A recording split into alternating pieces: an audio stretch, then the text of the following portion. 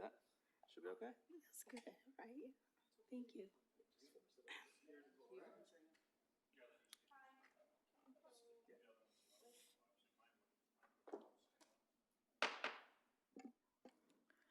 Good evening. Today is Tuesday, June 16th, 2026, and the time is 5 p.m.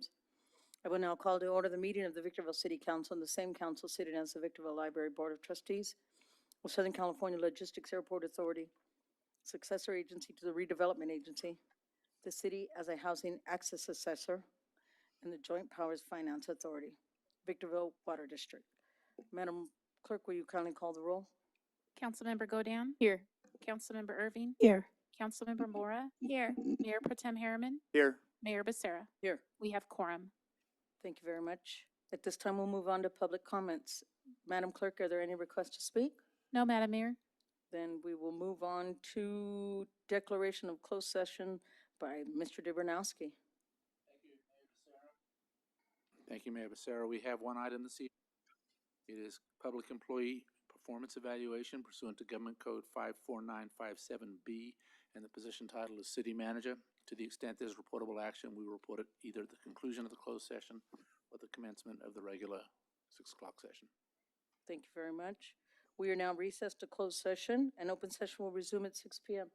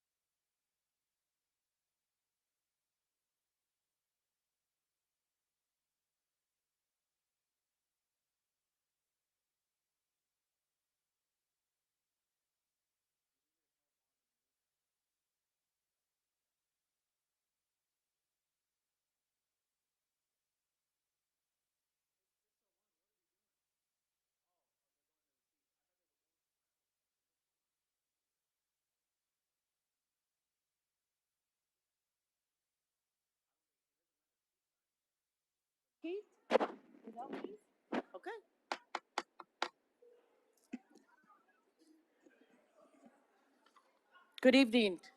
Hello, hello. My turn. Thank you. Good evening. Today is Tuesday, June 16th, 2026, and the time is 6 p.m.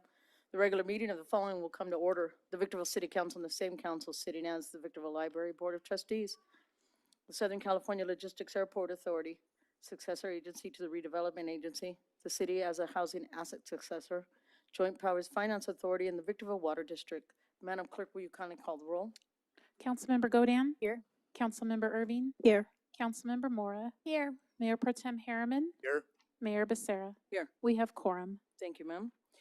Closed session announcements by our city attorney, Mr. DeBernowski. Thank you, Mayor Becerra. We had one item this evening. It was public employee performance evaluation pursuant to Government Code 54957B. Position titles was city manager, and at this point, there is no reportable action with respect to that item. Thank you, sir. At this time, if you'd please stand for our invocation, our Pledge of Allegiance. The invocation tonight will be led by Paul Gaston of the High Desert Church, and our pledge will be led by Captain Jerry Davenport. Thank you, Council, and I appreciate the opportunity every year and that you bring in pastors to pray over the city of Victorville, as our seal says, in God we trust. So let me pray for us, and we'll continue. Heavenly Father, we thank you for your graciousness to us. We recognize you're Lord and King over all. When things go our way, when things don't go our way, you still reign. And I pray for our council. I pray that you would give them wisdom and discernment, that they would administer justice with integrity. They would not serve themselves, but the people of Victorville, that they would serve us, the community. I pray for the safety of this city. I pray for our police officers and first responders and those that are protecting us. I pray that you would continue to keep us safe, and those that would seek to do harm to this city, to our neighborhoods. I ask, Lord, for those people to be protected and removed from here so that we would be safe. And I thank you so much for your graciousness and your kindness. In your name we pray. Amen. Join me in the Pledge of Allegiance. Place your hand over your heart. Ready, begin. I pledge allegiance to the flag of the United States of America and to the republic, one nation, under God, indivisible, with liberty and justice for all.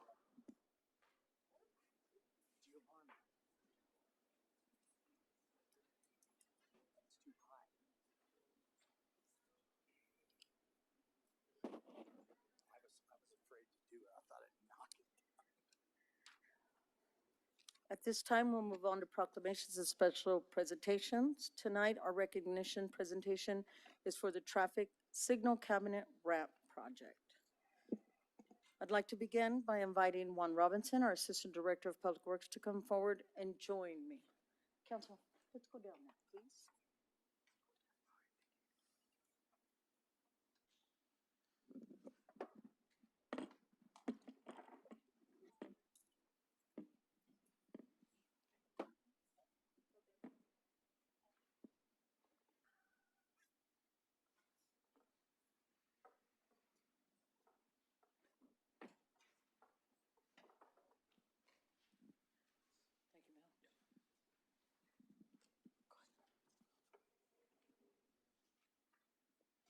Thank you, Mel.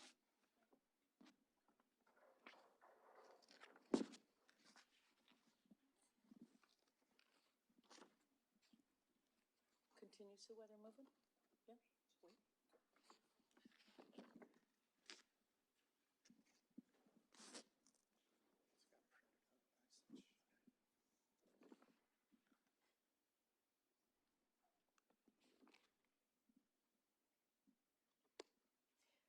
Tonight, I am pleased to recognize a special group of talented young individuals whose creativity, imagination, and community spirit have helped bring an exciting new project to life here in the city of Victorville.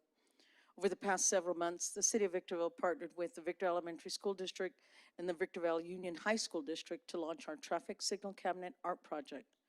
Dr. Lee from the High School District and Fortune Burrows from Elementary School District helped us bring our vision to life. This project was created to give our students an opportunity to showcase their artistic talents while helping to beautify our community and strengthen the connection between our schools and the city. Students were invited to submit original artwork for consideration. The winning designs will be professionally printed and installed on traffic signal cabinets located near each of the students' schools, transforming everyday public infrastructure into vibrant works of art that will be seen and appreciated by thousands of residents each day. Please join me in congratulating and recognize our student winners. Clap right now, so I go to page 2. Thank you. So from the Victor Valley Union High School District, we're going to start with Christopher Olaya, senior at Victor Valley High School. Christopher's design will be located at the intersection of 7th and Mojave. Christopher, where'd you go? No Christopher. No Christopher, okay. Do we know which one, Juan? That one's bad. I like that one. Christopher should have been here. Those of you can tell Christopher we like his work. Also, Leah Aldman, a junior at Victor Valley High School. Leah's design may be located at the intersection of Mojave and La Paz. Leah's also not here, but which one's hers? That one. Okay. Oh, Leah, come on, Leah. It said Leah may not attend.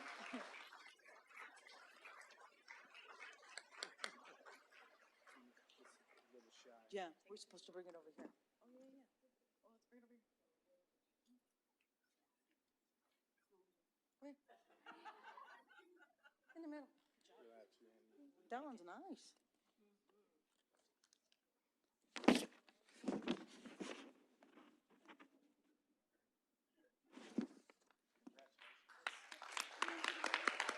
So, over here.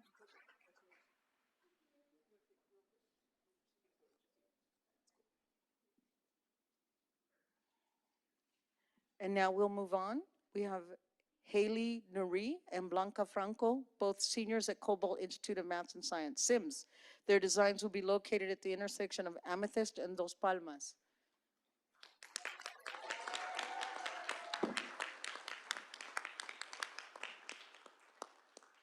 Which one? Okay, that one's, oh, it's neat. You guys did them together. Yeah. Okay.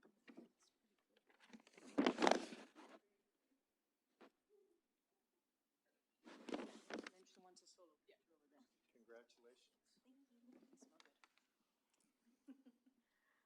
From the Victor Elementary School District, Allison Arias and Hizam Kani of Challenger School of Sports and Fitness. This design will be located at the intersection of Mojave and Elevado. Over there. Which one's yours, mija? Grab it.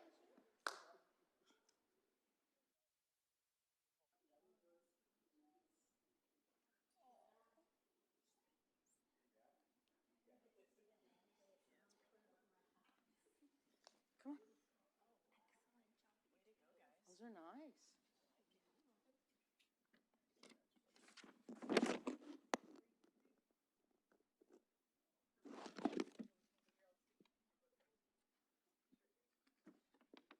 Over there.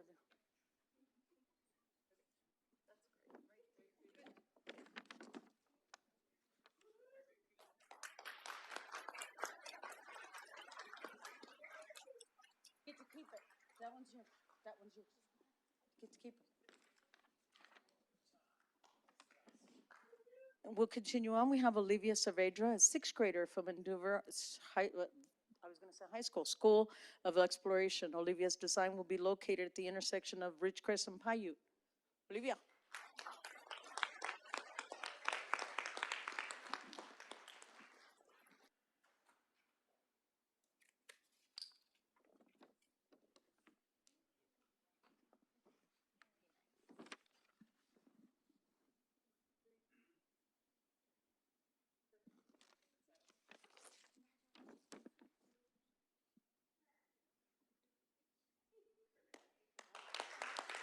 And last but definitely not least, Annabelle Ray Daugherty from Village STEAM School.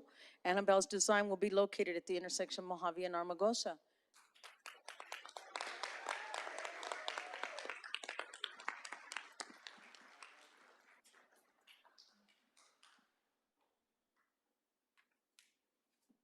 We're going to space, Annabelle, huh? That's nice.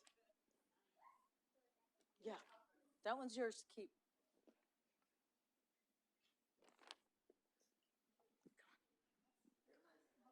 She's like, I don't want to stand over there by you guys.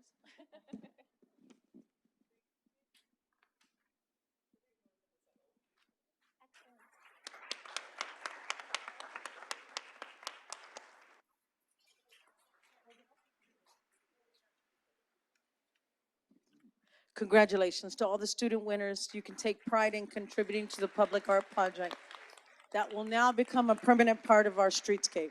Thank you.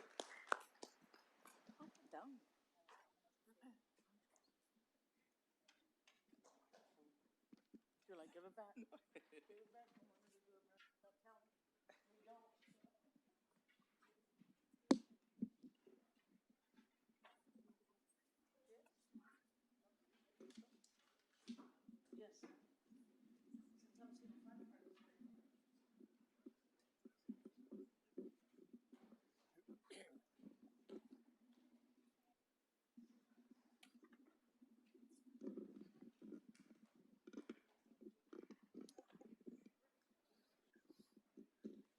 Mr. Metzler, do you know when installation is going to start on these?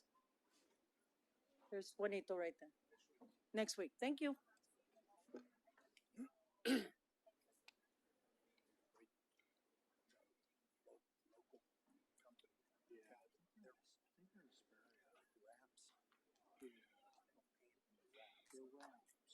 They print on form scrap.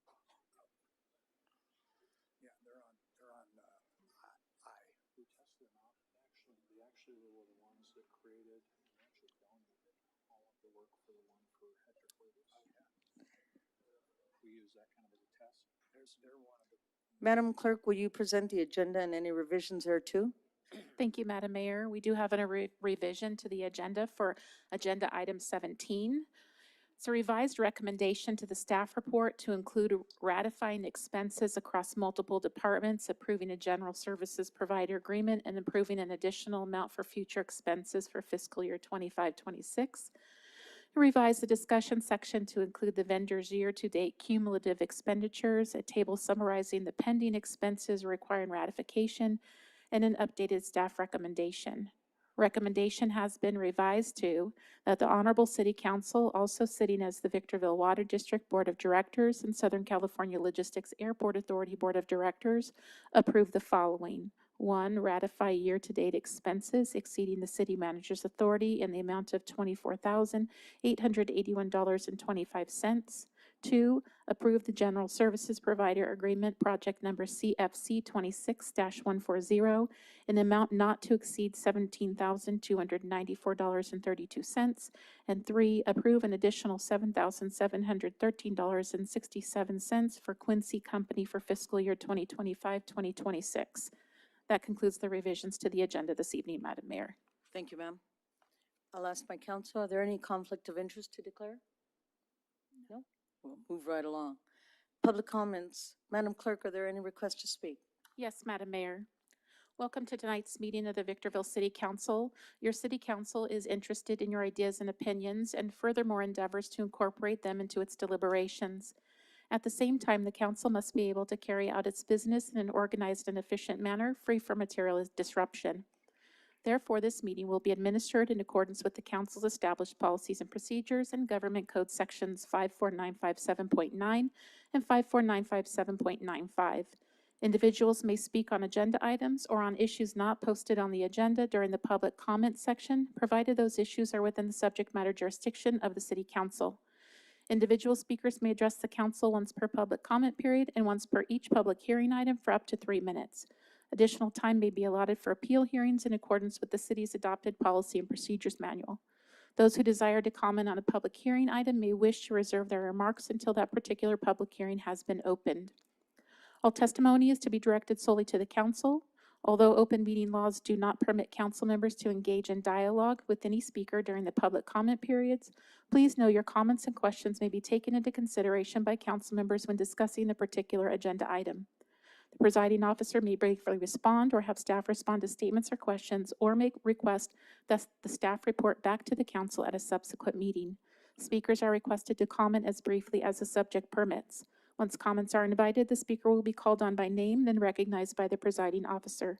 The speaker will state the item number that will be addressed or that the subject is a non-agendized matter. Audience members may not disrupt, disturb, or otherwise impede the orderly conduct of this meeting, and those who do are subject to removal from the meeting pursuant to Penal Code 403.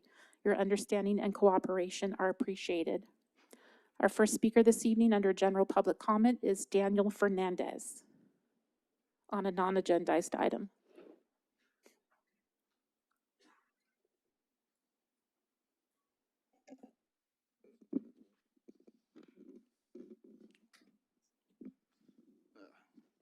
Sorry. A little too close. All right. Good evening, City Council members. My name is Daniel Fernandez, and I am here standing before you tonight as a grieving parent, but also as a frustrated citizen demanding answers. I'm gonna try and get through this without breaking down. But on March 9th, my world was shattered. Was shattered when my daughter lost her life. But the tragedy did not stop that night. It has continued every single day because our local sheriff's department has failed to hold a single person accountable. My daughter is gone, yet three separate parties who played direct roles in her death face zero consequences. First was a 17-year-old driver who got behind the wheel after drinking and was not arrested. The second person was a 22-year-old adult who illegally purchased alcohol for the minors. Third is the adult homeowner who allowed the group of minors to drink at under her roof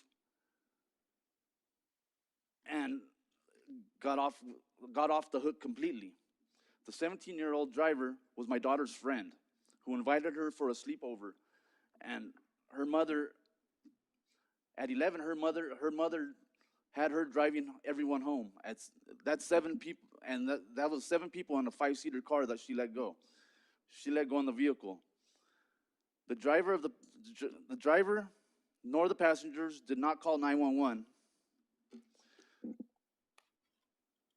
The passerby had seen something going on, so she made a U-turn and to see if they needed help. They stated that their phones were dead and that they to call 911. So my daughter was in the street, had somehow exited the vehicle somehow. I don't have the whole story or all the police reports yet, but they all stated that another driver, that she was hit by another car when she exited the vehicle. All the people in the vehicle said that she was hit by another car, but yet the deputies say that she wasn't. She wasn't hit by another car. Now, the law is clear on underage drinking, social hosting, and driving under the influence. Yet the sheriffs have treated this catastrophe of loss of life with indifference that is insulting to my daughter's memory. There was no breathalyzer taken. There was nobody taken for under the influence. And the city council contracts with the sheriff's department to protect the community and uphold the law. I'm here tonight to ask you. Your time is up. Can I move that he? Hold on. Mr. Fernandez, go ahead and finish. Thank you. I'm here tonight to ask you, is this the standard of law enforcement you're satisfied with? I demand the city council an official inquiry on why the sheriff's department has refused to bring any charges in this case. I demand the investigation to be reviewed and that the people who contributed to my daughter's death be held accountable. And I'm the only voice for her right now, so you're gonna hear from me. You'll be hearing from me, and I'm not gonna stop. But that's what I want, is why is nobody held accountable for it? And you guys have, I left 4 copies of all the police reports in the order that I got it. I left you evidence, copies of the evidence, copies of all the reports I have, but I yet to get the supplemental report of the first deputy on scene. And I'm trying to get that, and I'm being shot down in every direction, and I don't understand why. That's a crucial part of this. The the first deputy on scene. What's his report? I don't have his report, and I've been trying since March 9th to get all the reports possible, and I've gotten the police report, the incident report. I got the coroner's report. By the way, my daughter was 0.17 blood alcohol content. So if she was 1.7 and they didn't notice any alcohol on the other drivers, there's something wrong. Like why didn't they get a breathalyzer on them? Because she's double the limit. What? I don't understand. You guys can read the report yourselves and just look at it and how do you? Mr. Fernandez, I know our words up here cannot take away what you're going through right now. I pray that God gets you through it, but if you turn around, our police captain is waiting to speak with you in the back, sir. All right. You'll have some of your answers you're looking for. I hope so. Thank you very much. May God keep your child with him. Excuse me? May God keep your child with him, sir. Thank you. Madam Mayor, there are no additional speakers during general public comment. Thank you very much, ma'am. This time we'll move on to public hearing. Our first business of order is adoption of the 2025 Regional Urban Water Management Plan and the 2025 Water Shortage Contingency Plan. Mr. Metzler, would you kindly introduce this item? Thank you, Madam Mayor and members of the council. Yes, this item is a public hearing item to deal with a matter that we're required to bring before you every 5 years. And in this particular case, it involves a regional urban water management plan, which the Mojave Water Agency took the lead in developing. And of course, our Victorville Water District actually worked with them to provide the components or specifically relating to our water district. And effectively, this document serves as a long-term strategy on maintaining water supply under both wet and dry year conditions. In addition to that, we also have a water supply contingency plan as well. And in that particular case, it's a water supply, it's a study that basically studies and develops policies and programs in the event there's a water supply shortage. And so with that, this document was prepared with the support of our water consultant, Ms. Lane Carlson of WSC, and she's available via Zoom. We also have the author of this item, Mr. Doug Matthews, the Director of Public Works and Water, and they're both available for any questions or comments you might have. Thank you very much, sir. Madam Clerk, would you please read the recommendation? That the Honorable Victorville Water District Board of Directors open and conduct a public hearing, receive testimony, and close the public hearing. Approve resolution number VWD 26-002, adopting the 2025 Regional Urban Water Management Plan, and approve resolution number VWD 26-008, adopting the 2025 Water Shortage Contingency Plan. Thank you very much. At this time, we'll move on to technical questions from council members. Councilwoman Godin? I have none. Thank you, Madam Mayor. Councilwoman Mora? I have none, thank you. Councilwoman Irving? No questions, thank you. Mayor Protem Harriman? I have none. And I have none. This time I'll open the public hearing. Madam Clerk, are there any requests to speak? No, Madam Mayor. And then now I'll close the public hearing. I'll invite a motion for this item. Move to adopt staff recommendation as presented on the agenda as to points 3 and 4. Second. We have a first by Councilwoman Godin, a second by Councilwoman Irving. Councilwoman Godin, comments on the pending motion? Just that I read through this report. I thought it was very informative. I did appreciate the fact that this report demonstrates that our district has adequate, reliable water supplies to meet demands through 2050, and I thought that was very encouraging. So thank you, all who were involved. Councilwoman Irving? No comments, thank you. Councilwoman Mora? I have no comments, thank you. Mayor Protem Harriman? I have no comments.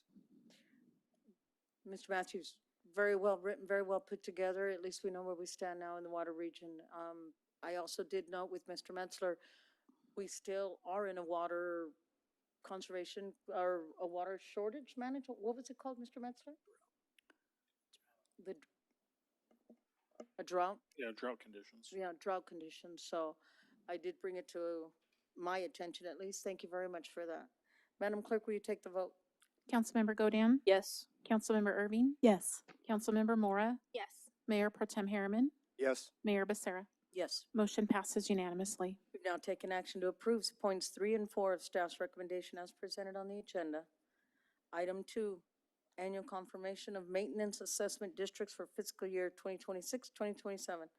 Mr. Metzler, would you kindly introduce this item?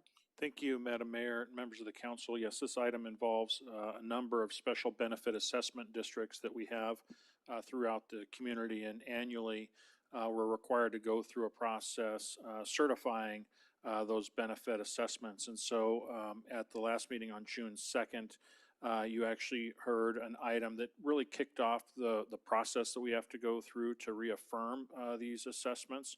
And so the item that you considered on June 2nd was basically to initiate this process, ordering the engineer's report, and then approving the notice of intent to levy. And so now that that's been approved in place, this is your public hearing, providing the opportunity for members of the public that are within these special benefit assessment areas to comment. And so with that, particularly this item involves your LMADs, which are the Landscape Maintenance Assessment Districts.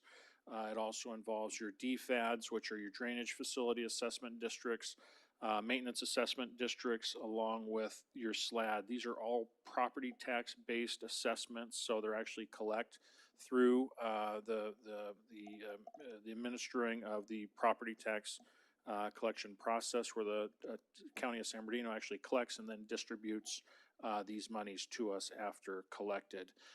This item does involve only one change to the rate,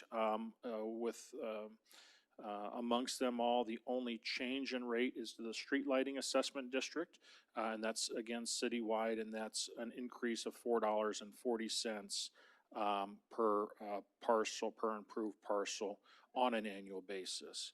And so with that, this item has been authored by your city engineer, Mr. Freddie Bonilla, and he's available for any questions or comments you might have. Thank you, sir. Madam Clerk, would you please read the recommendation?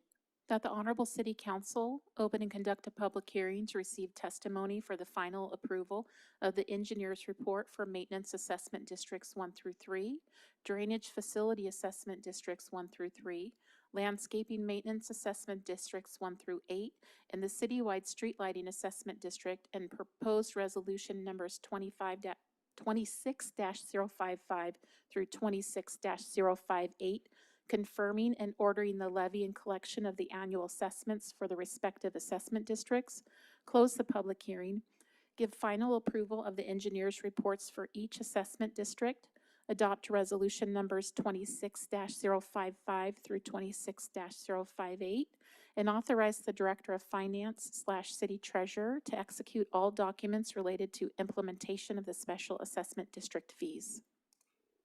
Thank you, ma'am. At this time, we'll do technical questions from council members. Councilwoman Irving? No questions, thank you. Councilwoman Godin? I have none. Thank you, Madam Mayor. Councilwoman Mora? I have none, thank you. Mayor Pro Tem Harriman? I also have none. And I have none. I'll open up the public hearing. Madam Clerk, are there any requests to speak? Yes, Madam Mayor, can we please have Nicole Gutierrez?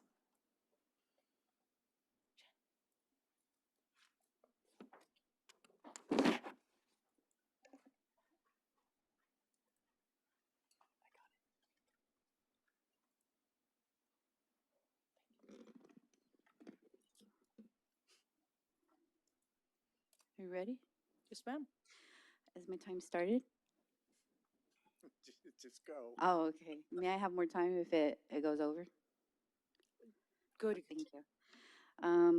Good evening, Honorable Mayor and members of the City Council. My name is Nicole Gutierrez, and my property is located at 16523 Santiago Street, Victorville, California, 92395. I'm here tonight to formally request the mayor's office and this council to, and direct staff members to expedite the evaluation of the upcoming tort claim and settlement demand letter regarding a clear case of potential inverse condemnation.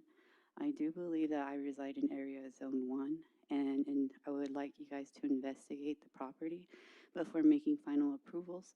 I would like to request the mayor and the council to grant this request and instruct the city and risk management to bypass the standard of administrative delays, acknowledge the potential inverse condemnation liability, and expedite the resolution to avoid further litigation. This dispute involves a public water infrastructure easement drainage that is part of a street improvement and failure to record mapping tied directly to an unrecorded easement. The city approved a design in the late 1980s. By routing the public runoff through private land without documentation or just compensation, the city has engaged in taking my property, causing me severe and ongoing monetary losses. This is an ongoing unresolved crisis. Over 83 separate complaints have been submitted to the municipal code violations to me and my husband, the property owners, because the city's ongoing denial of acknowledging this easement, it creates a financial and structural burden. I suggest that this request and the leadership fast track my application for leave of present late claim under government section code 911.4. And I am also requesting an emergency ADA accommodation for safe, proper access. Due to my disability and being immunocompromised.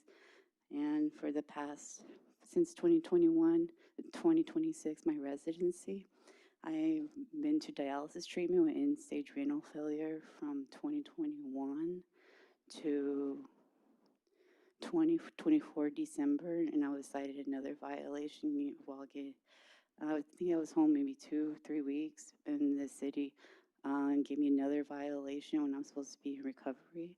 And I'm allowed to have recovery, like quiet time, and recover properly. And I haven't had any peace of mind.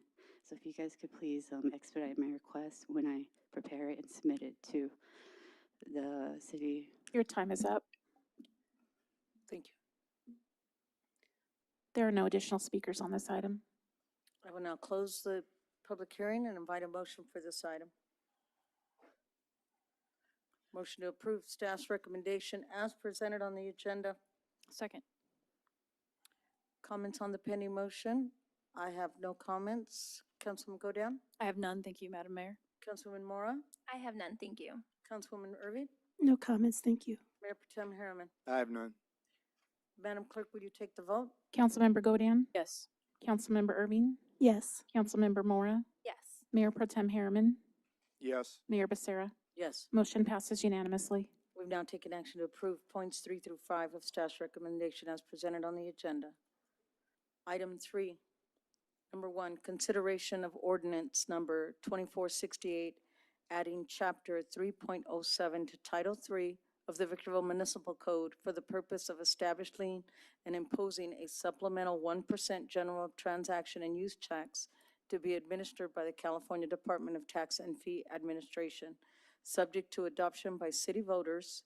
And item 2, proposed resolution number 26-051, ordering submission to the qualified voters of the city at the general municipal election on November 3rd, 2026, a ballot measure to approve ordinance establishing a supplemental 1% general transaction and use sales tax, authorizing related actions. Mr. Metzler, would you kindly introduce this item?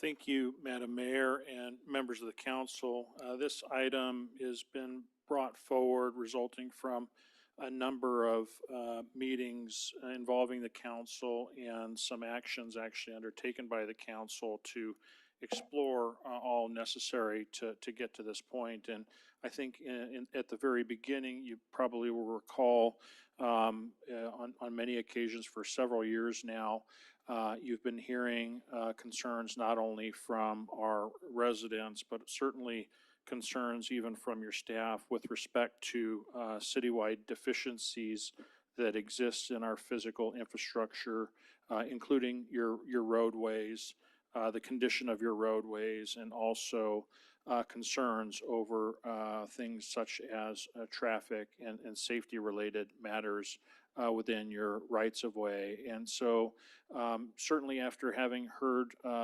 enough concerns about the deficiencies in the collective infrastructure, which also includes things like stormwater and facility needs for water quality and even to enhance your public safety, on November 18th, the City Council actually directed staff to actually proceed in taking steps necessary to begin the consideration of the placement of a ballot measure on the November 2026 election. And in doing that, staff did bring on some support, and some of that support included bringing on a polling firm to actually evaluate resident voter sentiment, but also involved staff proceeding with an analysis, basically an infrastructure needs analysis that had evaluated all of your public infrastructure systems and the deficiencies that exist largely due to deferred maintenance, the lack of funding to be able to keep up with the maintenance necessary for your infrastructure systems. And so ultimately on May 19th of this year, staff actually presented the entire infrastructure needs analysis to you that assessed a number of things, including street repairs, the fixing of potholes, the improvement of roadway safety, the expansion of law enforcement, and the increase in traffic safety, the expansion and the maintenance of fire and paramedic services to improve response times, stormwater drainage, water quality, and safe, clean drinking water supply systems, along with increasing the parks and rec and children play space areas. And so resulting from that study, the study did identify a total estimated value of about $865 million in infrastructural need.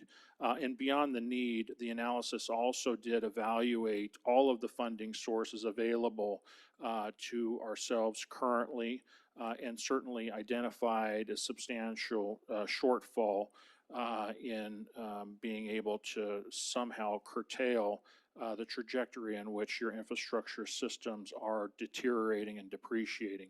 Saying it differently, they're getting worse due to the lack of money resources available. And so also at that meeting, we did have the results of the polling of a sample of your registered voters, your high propensity registered voters in our city. And not only did that poll test a sample ballot as to how the residents reacted, it also identified what was important. It actually solicited feedback from your registered voters as to what was important to them. And certainly we saw some really surprisingly high-ranking items, but certainly high on the list were maintaining safe and clean drinking water. That's a very important or extremely important concern of your residents. Maintaining public safety ranked up there. Protecting the long-term local drinking water supply is certainly very high on people's minds. Repairing streets and potholes certainly rose to the highest of the list by your residents. Retaining local small business and jobs was actually an element that ranked pretty high. Addressing speed and unsafe driving also was among many others that certainly the sampling of your registered voters certainly responded back with. And so given the demonstrated need for funds, given the demonstrated insufficient amount of revenues, the analysis did identify and recommend certain types of funding sources that could be available. And certainly the one that's recommended or was recommended was that the council consider the placement of a transactions and use tax of 1%. It's also commonly referred to as another sales tax measure of 1% that can ultimately generate about $30 million a year, which over the course of a 10-year program is expected to be able to generate enough, including interest, to spend about $550 million towards those unfunded improvements. And so with that, staff got direction unanimously at the May meeting to bring forward what you have in front of you tonight, which is an ordinance that actually, if adopted, would add language to your municipal code, creating the supplemental 1% transactions and use tax for the voters to consider on the November ballot. And also you have before you a resolution authorizing the placement of that measure on the November ballot. Because this item does deal with a code amendment, if the council votes to move that forward, and there is a 4/5 vote required in this particular case in improving the ordinance. An ordinance does require a second reading in which we would bring it back presumably at an adjourned meeting next Tuesday. And so with that, finally, I would like to close by identifying that what's before you today, certainly if the council votes to move this forward, is not an endorsement by the council. And in fact, it has more to do with providing the voters with the opportunity to be a part of the decision-making process. And I say that because that's the legal framework that exists here in California, where you as a council can't unilaterally levy these taxes on your own. They certainly require residential feedback. And so based upon the residential feedback that we get, especially as it relates to some of those items that I've already enumerated, concerns over the roadway system and traffic safety and so forth. Based upon that, the feedback, the study, certainly what we're recommending is that this item be brought forward to the voters so that the voters can actually have a say in the process to be able to decide how they want to fund or not fund these particular items. And so with that, this item has been placed on the agenda both by myself and the city attorney. But as you remember from the last meeting, there was a very large team behind the preparation of the entire item. So we've got all hands on deck available to answer any questions or comments you might have. Thank you, sir. Madam Clerk, could you please read the recommendation? That the Honorable City Council open and conduct a public hearing on proposed ordinance number 2468, receive testimony, close the public hearing, find ordinance number 2468 exempt from the California Environmental Quality Act, CEQA, pursuant to CEQA Guidelines Section 15378B4, introduce ordinance number 2468 for adoption and first reading by title only, waive further reading in full of proposed ordinance number 2468, and consider and adopt resolution number 26-051, approving the proposed ordinance and ballot measure language and ordering same to be submitted to the voters. Thank you, ma'am. At this time, we'll do technical questions from council members. Mayor Potem Harriman, I have none. Councilwoman Godin, I have no questions. Councilwoman Mora, I have none, thank you. Councilwoman Irving, No questions. Thank you. and I have none. I will now open the public hearing. Madam Clerk, are there any requests to speak? Yes, Madam Mayor, our first speaker is John Sackreisen.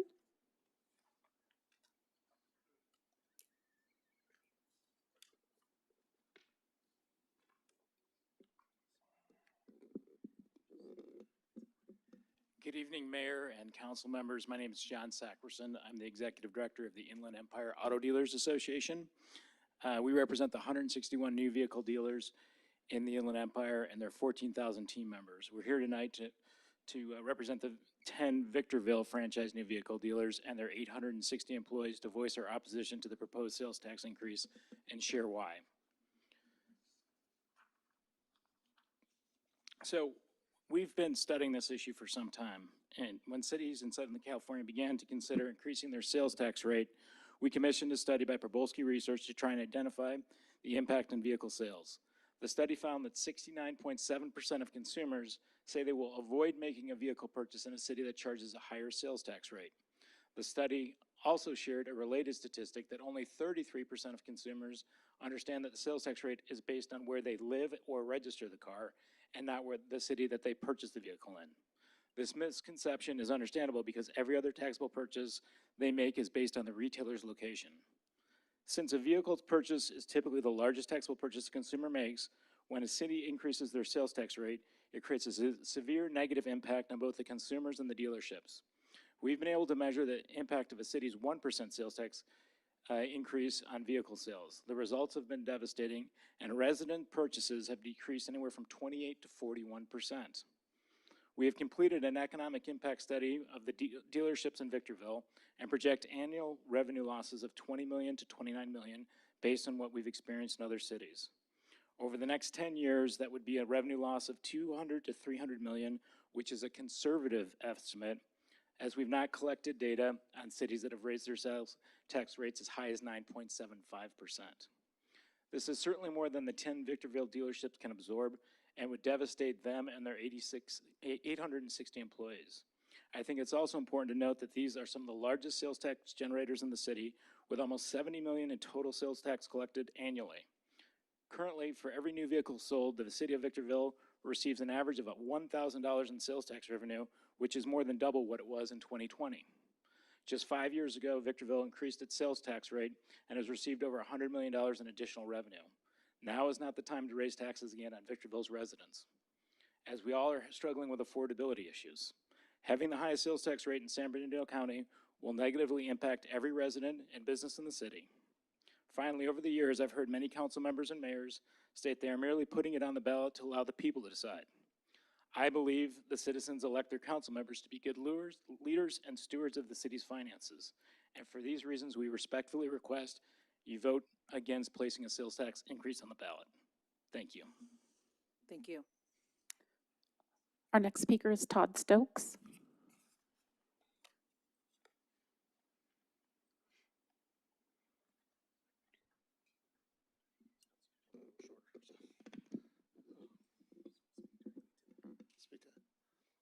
Good evening, council members and honorable Mayor Becerra. I've been an owner-operator of the Valley High Group for 19 years, and I've seen both sides of this. I was in Ontario at Crown Toyota for 17 years before I got an opportunity to come up here. And I can tell you the majority of the business when I was at Crown Toyota was from this city, this desert, all because the perception is you can't get a deal in the desert. And I have struggled, and I think everybody behind us has struggled to change that perception for the last 19 years for me. I've talked to countless people in this city buying cars, giving us an opportunity. And the tax rate increase when people are already struggling, I see it every day. I talk to people every day. Food's expensive, gas is expensive, everything's expensive. People are working I have employees, some of them working 2 jobs just to make ends meet. And to raise taxes, really, I've never heard of Plan B in this conversation. Actually, being one of the largest contributors to tax in this city, this is really kind of the first we're hearing about it in the last 7 days. And it's a little disappointing to us that we didn't have a conversation. Like, hey, how do we think it would impact the city? And, the city means a lot to me. I've spent 19 years in this city, and I love my employees.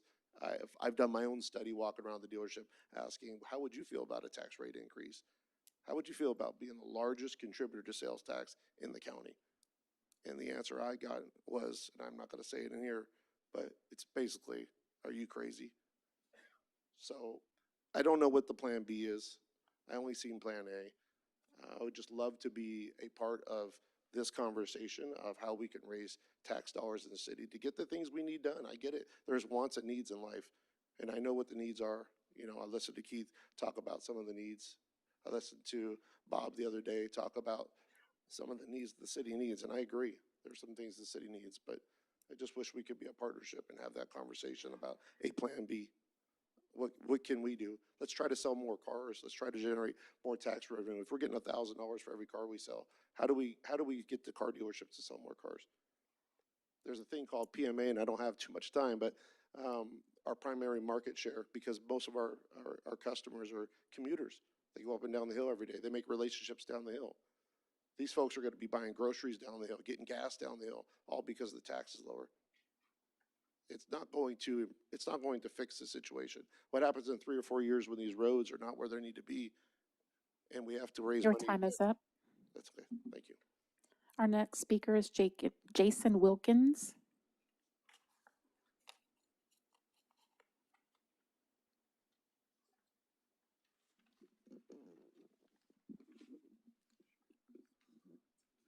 Thank you.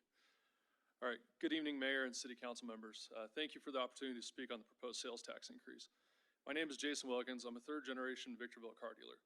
My family has served this city since 1971, first at our Chevrolet dealership for nearly 50 years before we sold it, and today is the owner of Victorville Mitsubishi, which is right next door. My roots run deep here, and so does my stake in getting this decision right. My team of 25 employees and I are investing our future in Victorville. Your own finance department identifies automobiles and general consumer goods as the two largest generators of sales tax revenue in our city. The businesses and consumers who generate that revenue deserve to be heard before that burden is increased. Victorville is already tied for the highest sales tax rate in San Bernardino County. This increase would make us the highest, higher than neighboring cities just minutes away. Customers may not know the exact tax rate, but they know when one city costs more than another. Every time Victorville raises its rate above neighboring cities, we make it harder to compete for shoppers, families, and businesses. The message this sends is simple. Victorville is becoming a more expensive place to spend money. That perception doesn't stop at the dealership. It follows consumers to every other store in our city. But my greatest concern is who ultimately pays the price. A sales tax is one of the most regressive forms of taxation because it takes the largest share of income from those who can least afford it. The people I serve are working high desert families, so are the people you serve. This increase falls hardest on residents who are already struggling with higher costs for housing, food, fuel, and everyday necessities. We would be balancing the city's budget on the backs of people with the least ability to absorb it. I respect the difficult decisions before you, and I appreciate your time tonight. But I believe Victorville grows stronger by attracting more business, more investment, and more customers, not by asking working families to pay more every time they make a purchase. I respectfully ask for you to reject this proposal. Thank you. Our next speaker is Andrew Hartree.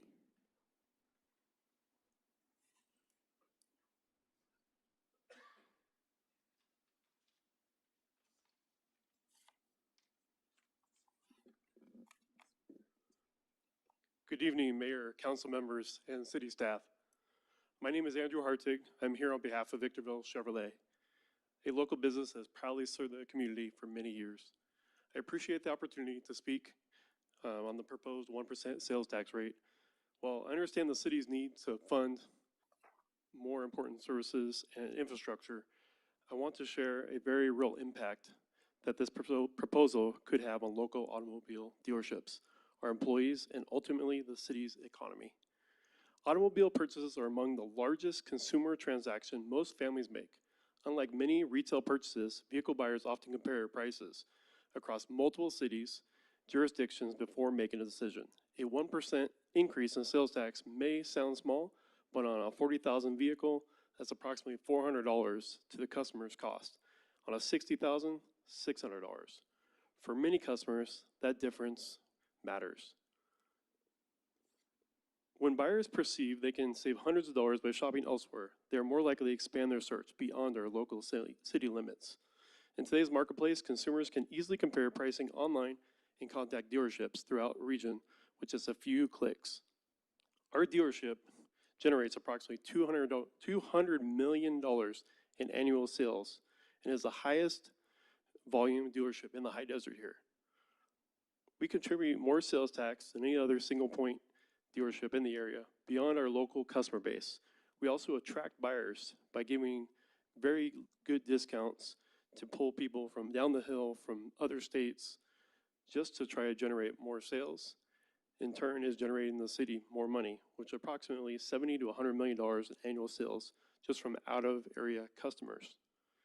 If those customers decide to purchase elsewhere because the sales tax rate is so high, the community stands to lose millions of dollars in sales tax revenue and is currently imported from outside our area.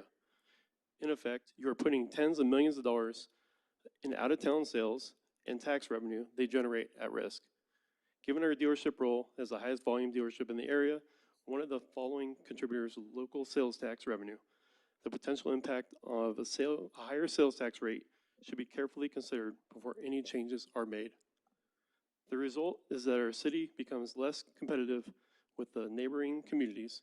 Even a modest shift in vehicle sales can have a significant consequence. Fewer sales mean lower revenues for local dealerships, fewer opportunities to hire and retain employees, reduced investment in facilities, community sponsorships, potentially less overall economic activity generated by our business. Thank you for your time, your service to our community, and thank you for considering these concerns. Our next speaker is Julian Valeriano.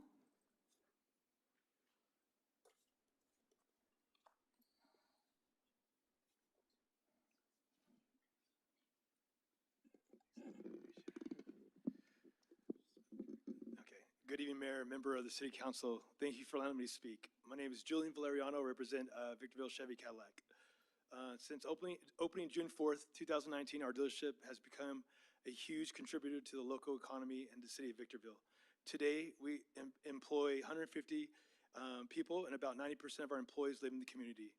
They purchase homes, support local businesses, pay local taxes, and invest directly to Victorville's future.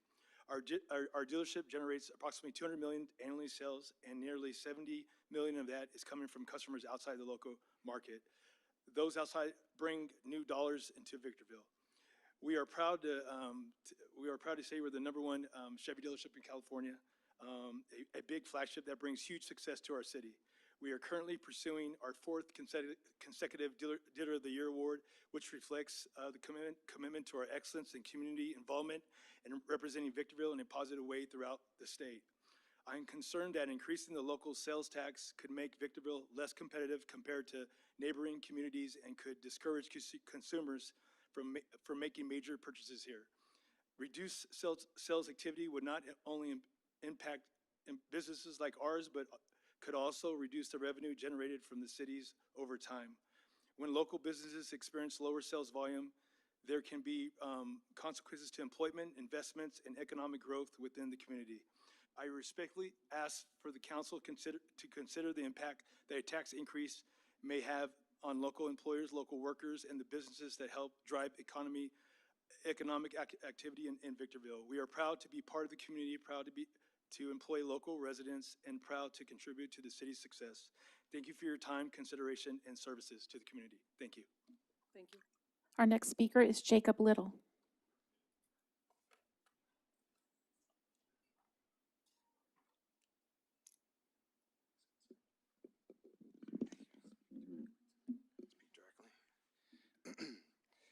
Good evening, Mayor, council members, city staff, and fellow residents. Thank you for the opportunity to speak tonight. My name is Jacob Little, and I serve as the General Manager of Valley High Kia. I am here representing one of the 4 dealerships that make up the Browning Automotive Group in the High Desert. Collectively, our stores employ more than 300 local residents and support dozens of local businesses and vendors. We have been following the proposed sales tax increase with great interest and concern. While we understand that the challenges facing our city and the need to fund important public services, we also believe that this proposal may ultimately have unintended consequences that could reduce economic activity and, over time, decrease the very tax revenue it seeks to generate. Recently, we conducted an informal survey among our employees regarding sales tax and vehicle purchases. The findings were more than 80% of our dealership employees believe that the sales tax paid on an automobile purchase is determined by where the vehicle is purchased. While that perception is not entirely accurate, it highlights an important reality. Perception often influences consumer behavior just as much as facts.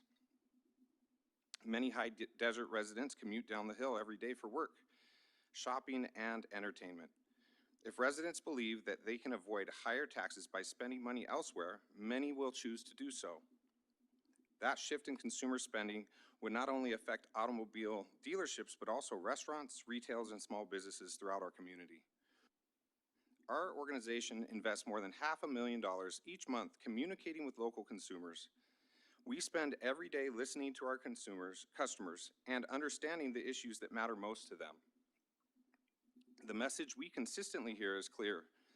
Families are already feeling the pressure of inflation, rising utility costs, housing expenses, and higher costs of living. At a time where many residents are struggling to make ends meet, becoming one of the highest tax cities in the largest county in California sends the wrong message to both consumers and businesses.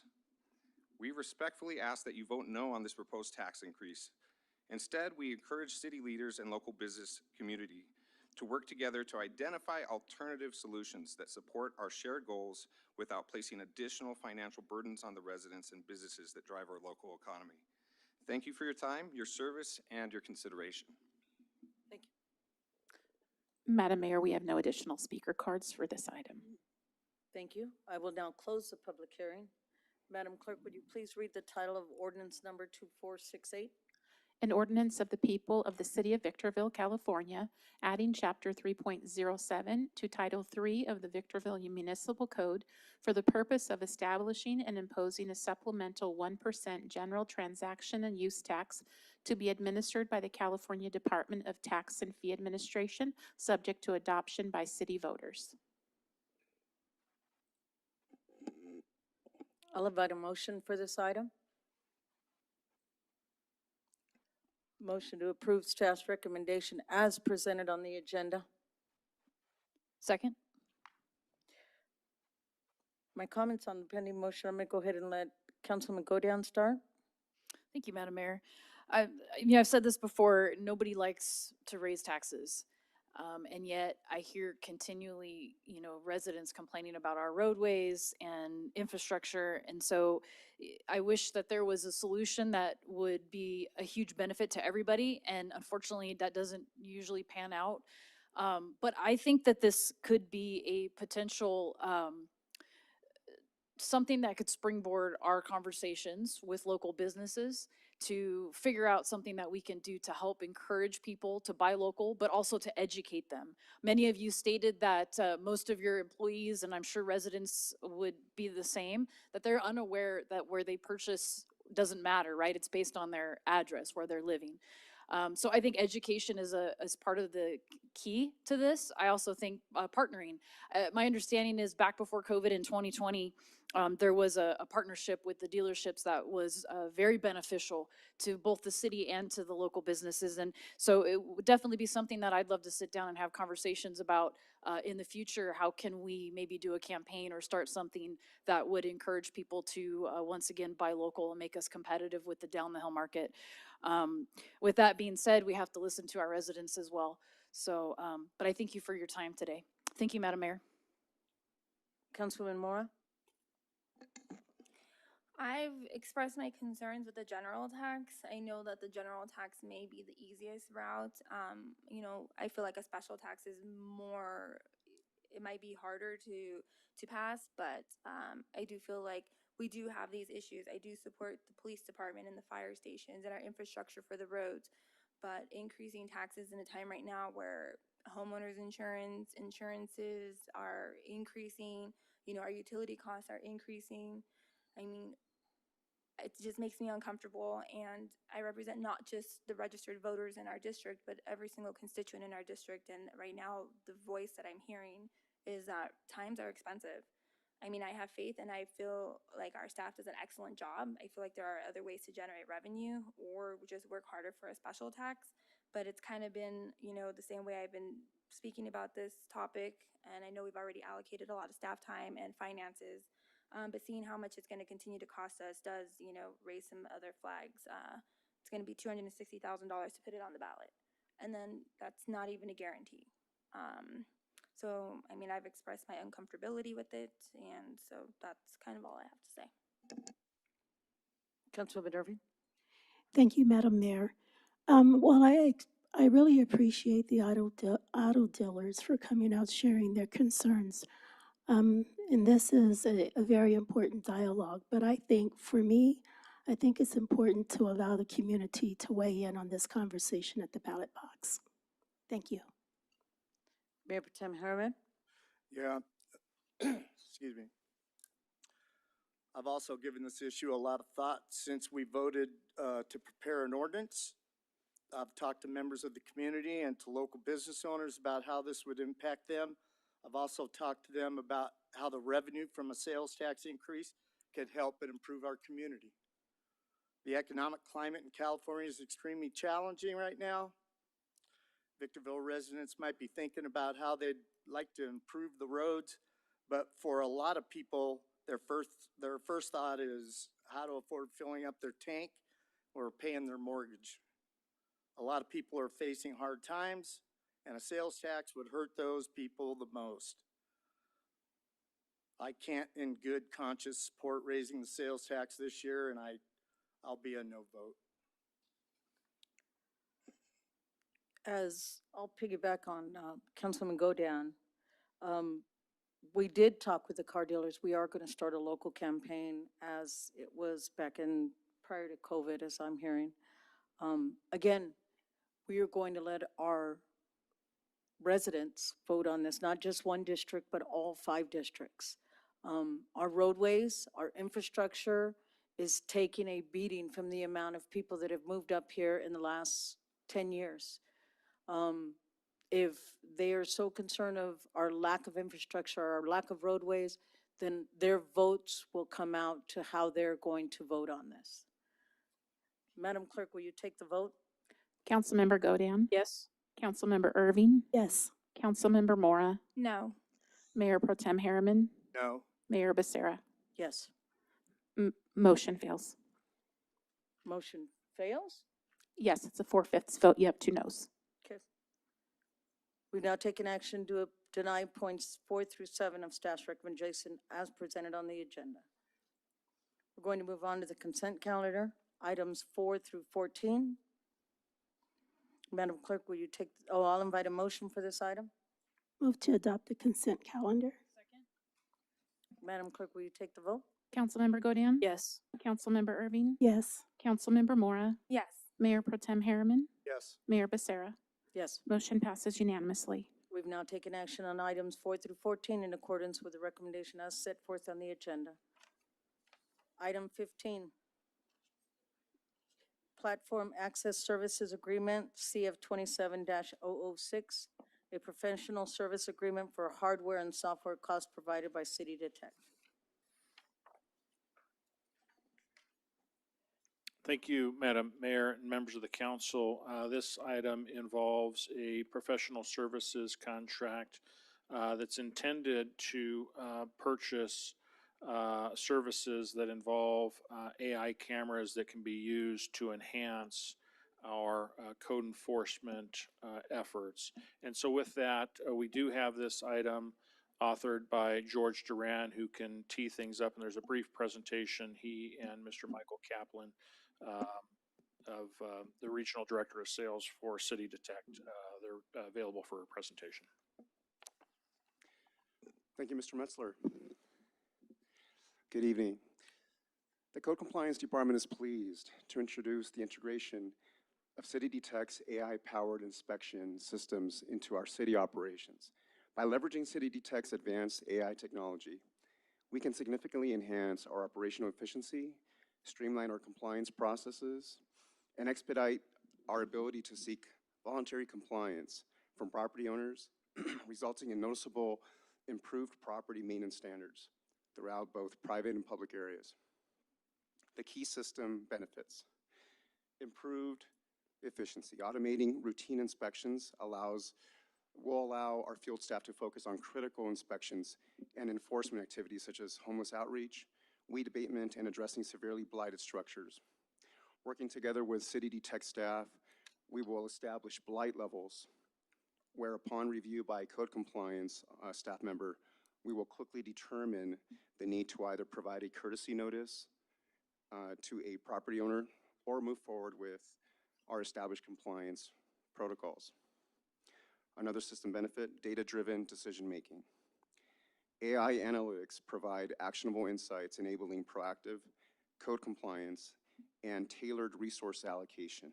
Over time, we can determine if compliance was achieved through voluntary compliance. Another system benefit, enhanced productivity.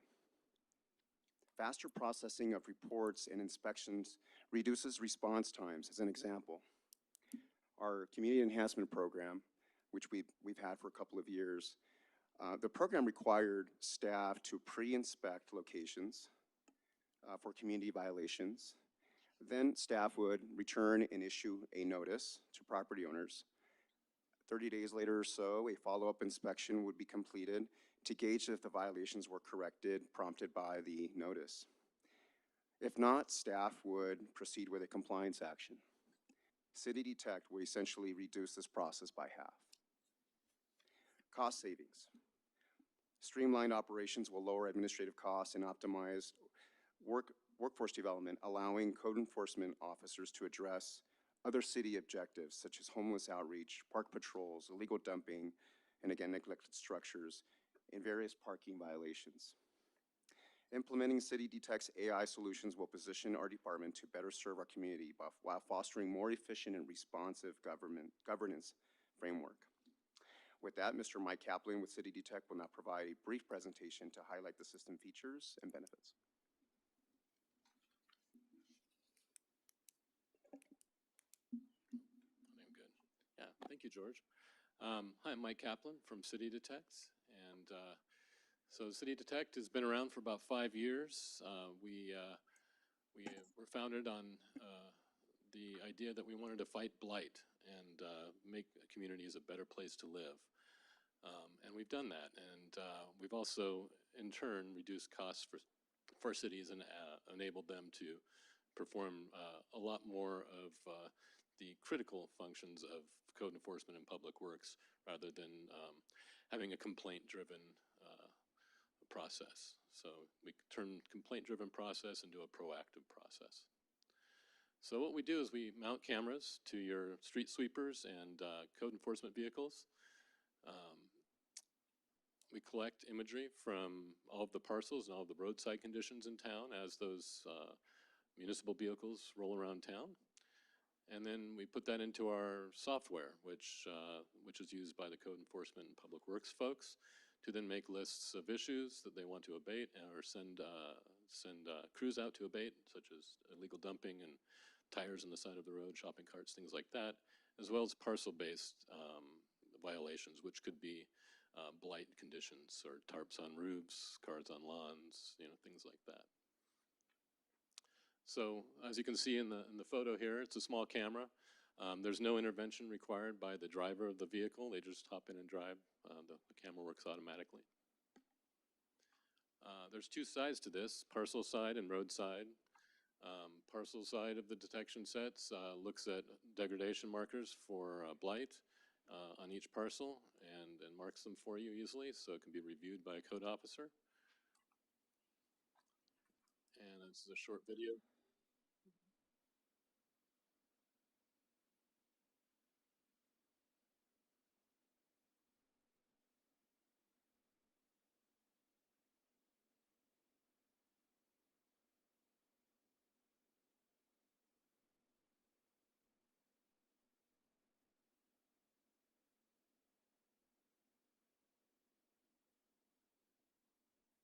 So you can see it happens rather quickly, and if you imagine a code officer receiving a complaint, going out to an individual property and taking a picture and coming back and filing a report, and then sending a courtesy notice out, we can actually do that for the entire city every 30 days as the vehicles capture the data, and so that we're not being complaint-driven, we're actually being proactive, and we're able to solve these problems rapidly to stem the flow of blight. So in the actual software, you'll see a map of the city with different colors on it. Green is good, red is bad, and if we zoom in, we can see individual parcels. And if you click on a red one, you might see some blight. Here's a truck on a lawn and some overgrowth. It looks like we've detected on the left there, you can see we detected a dead patch and a vehicle on the lawn. So the code officer may be just looking for cars on lawns that day. In their workflow, they would see this picture and say, yep, there's a car on the lawn. We'd like to send them a courtesy notice and say, hey, you can't park on the lawn. The next month, when another picture is taken, if the car is still there and the lawn is still has a big dead patch on it, you can remind them again, or whatever the workflow is until enforcement.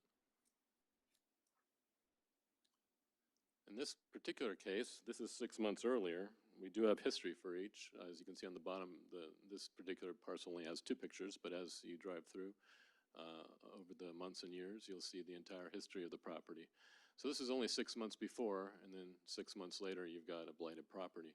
So it can happen rather quickly, and without regular observation, it can spread.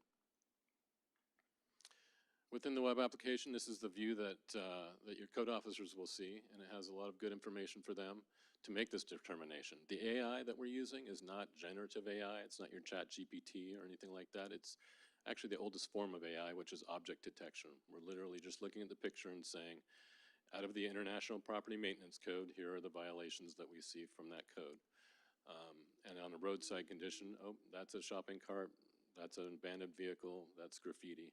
So we're only looking at object detection. We're not making inferences or pulling things out of generative AI at all.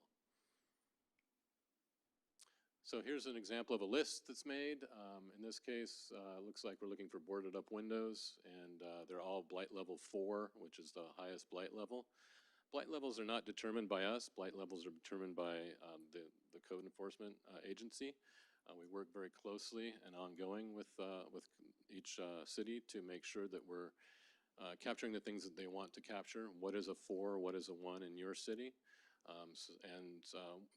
The nice effect of that is that now, we're being proactive, but we're also being equal across the city. So we're making the same detections in every neighborhood and having the same criteria for those detections.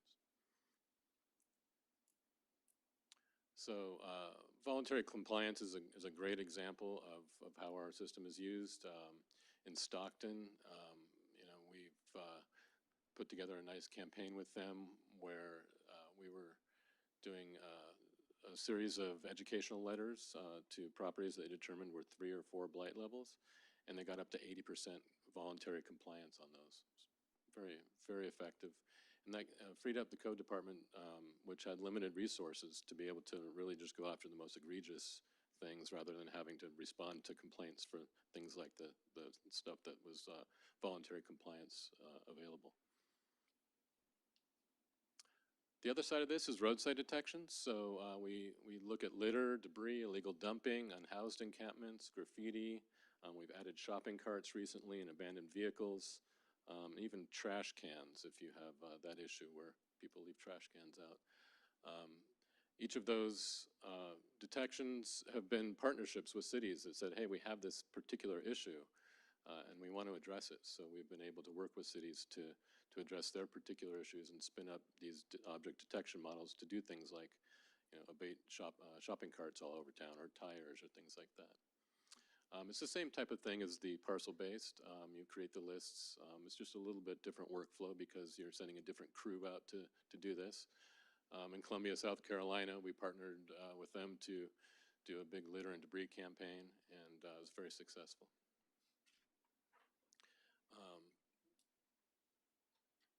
I want to show you just a quick video of this is our models in action. This is not actually how the system works. It's just a visualization of how we capture things. In this case, graffiti, and then later in the video are separately our trash model. And you'll notice in the graffiti model, we don't, like the art that we saw today, we don't detect art or murals. We only detect graffiti, so we won't be flagging the student's art that's on the utility boxes. And this one doesn't have sound, but you can see that we're rolling through, I believe this is Atlanta, Georgia, and detecting graffiti, but not murals. And, that gets put on the map, and then you can direct the crew. We actually provide, here's the litter model. We provide a a route for them to go and abate each issue.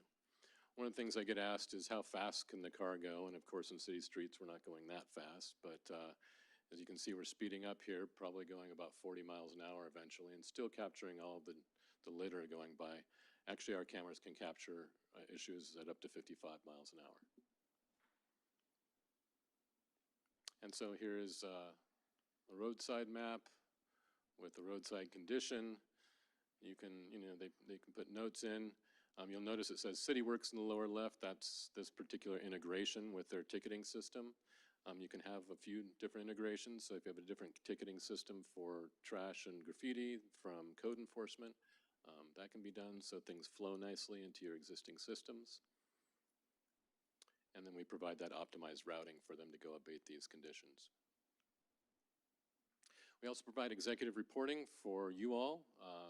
We can, with the GIS data that we use, we can separate out the data by city council district and provide ongoing reports about how that area is doing. We also do customized reports. If there's something you'd like to see, you can just ask us and we can create a report for you. And I just want to reiterate what this is and what this is not. This is proactive property condition detection. It's a tool for staff to support their work. It's public right-of-way image capture, just like Google Street View. It's actually even a little more private than your current system of taking pictures, and the code enforcement officers taking pictures, because we do blur license plates and faces in all the pictures, which I don't think you currently do with your current system. What this is not staff replacement. We're not trying to replace anybody. You still need code enforcement officers for this, for the human review, and for the work that they do.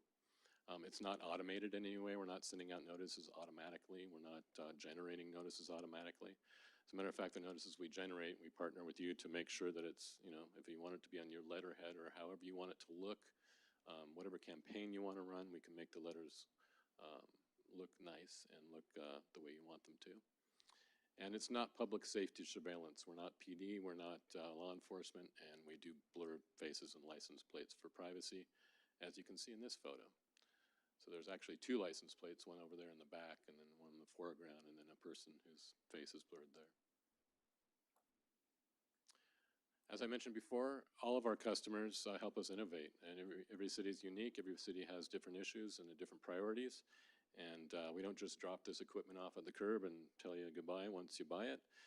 It's an ongoing partnership, and we work with you on a biweekly or a monthly basis, depending on your need, to make sure that the programs are working and that they're efficient and that you're saving time and money using this, because that is our mission. And that's it. Thank you. Thank you, sir. Madam Clerk, would you please read the recommendation? That the Honorable City Council approve Platform Access and Service Agreement CF 27-006 for professional services provided by City Detect for an initial term of 3 years, and authorize the city manager or city attorney to make non-substantive changes to the agreement. Thank you, ma'am. At this time, we'll do technical questions from council members. Mayor Pro Tem Harriman? Yeah, does the, Mayor Pro Tem Harriman, ask Mr. Metzler. does it have the ability to check, tags on driver's license plates? Or is it a license plate reader at all? There's not a license plate reader at all. As a matter of fact, we blur license plates in all of our photos. Okay, yeah, I heard you say that. So this would not be helping us with cars parked in the street in the way of the street cleaner? We can identify things like abandoned vehicles by markers, object detection markers. Say it's, the hood is up or it's smashed up beyond recognition, or there's cobwebs in the wheel wells and it's been there for 2 cycles. We can determine that maybe it's an abandoned car, and then it goes for human review. So you look at the picture and you go, oh yeah, that's abandoned. We were talking earlier about semi-trucks parked in residential areas. So we know what a semi-truck looks like. We know what an RV looks like. So we can identify them, but we're not going to identify them by their license tag. I don't know what the workflow would be for you with that, but we can identify that one's there. On homeless encampment, we have George does a very good job keeping that under control in our city, but it does happen. What is the distance, the maximum distance from the camera to an object? Say, because sometimes they're out a Yeah, couple hundred yards. if you can it's relatively close. So a few hundred yards would probably be pushing it. But if it shows up large enough in the photograph, we can see it.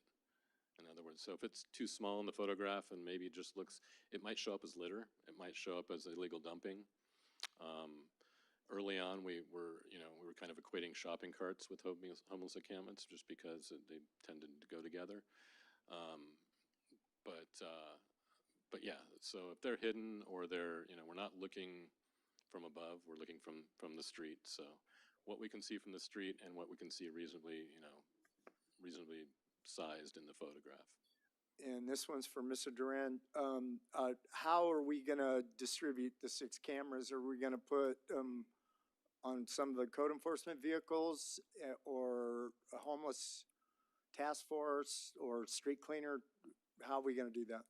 Yeah, so they're going to go on street sweepers. That's our plan. We needed to identify a mechanism, a vehicle, series of vehicles that systematically go through the city. Street sweepers do exactly that. We will equip a code enforcement vehicle as well, and we'll start with that to see how this starts. But we definitely needed to identify a mechanism that routinely goes through the areas that we intend to get help with. Okay, thank you. That's all I have. Councilwoman Mora? Okay, so one of the question is, do the cameras ever get damaged, and is that like a frequent issue, and how is the process to repair them? Is that included in this contract price? It is included, yes. Actually, you're leasing the cameras from us. We're responsible for them and for their operation. It's of course in both of our best interests to make sure they're working. As a matter of fact, we have Lancaster, and they have a camera down now. I'm going tomorrow to go help fix it. And yeah, we do it within 36 hours. I think it's 36 hours is the SLA for that. Yeah. And then I know that the faces and the license plates are blocked out. Let's say there's a street sweeper, around the area that a crime just happened. Is police going to be able to have access to some of the video footages for evidence, or does that? We do not collect video. We only collect photographs. And it is entirely up to the city how they share the data. Okay, and then my last question is how long does it take to establish the blight levels with our code enforcement? So that happens during our onboarding. So we look at representative photos and photos for the first month or so of capture, and say, are you worried about the paint on the trim of the garage more than the boarded up window? And then we kind of group them. So, to get to a 4, you need to have 2 or 3 of those sort of egregious, like a tarp on a roof and a broken window and a car on the lawn. That'll be a 4. A 3 might be, just 2 of those or some other condition. But we can mix and match all of the conditions to create the blight scores that apply to your city. Okay, and I'm sorry, last question was, who's going to have access to these images? Is it our code enforcement? Do they receive a report, or will they have like their own access to this portal? Yeah, it's code enforcement has access. We do provide as many seats as you'd like. So if Public Works or the graffiti abatement team needs access, things like that, we do single sign-on for access so that you can manage the access through the IT department. Okay, well, thank you. Councilwoman Godin? Thank you, Madam Mayor. I did have a question. You mentioned that the camera identifies degradation markers. So I have 2 questions related to this. Number 1, do we get to customize what those markers will be? And secondly, what are they? Can they be like, because I saw some houses that had like weeds, so it can identify like if the weeds are too tall? So it's literally mapped to the International Property Maintenance Code. So it's any issue that is addressed there. So it's going to be tall weeds to, like I said, paint trim anomalies or cracked driveways or anything that's a property maintenance code violation. Okay, and so then we're able to customize that towards issues that would be pertinent to our area? Correct, yeah. If there's issues that we detect that, are popping up and creating noise in the system that you don't care about, we can take those out. And then again, we partner with cities if there's something that's unique to your city. When we came out to the desert, we're in Desert Hot Springs, we're in Cathedral City, we're in Lancaster. When we first came out, we were coming from the southeast, where it's very lush and green, and so we had to retrain some models to say this is not a blighted yard. This is desert landscaping. Okay, thank you. Councilman Irving? Thank you, Madam Mayor. I have a lot of questions. I find this fascinating. So first of all, I want to say, because Victorville has a proactive approach with regard to code enforcement, I'm certain that a tool like this will be very useful. And I say tool because while I understand that this program captures data and what we do with it is up to us, more or less the way we put in certain markers, I understand that. My question is to Mr. Duran, if that's okay with Mr. Metzler.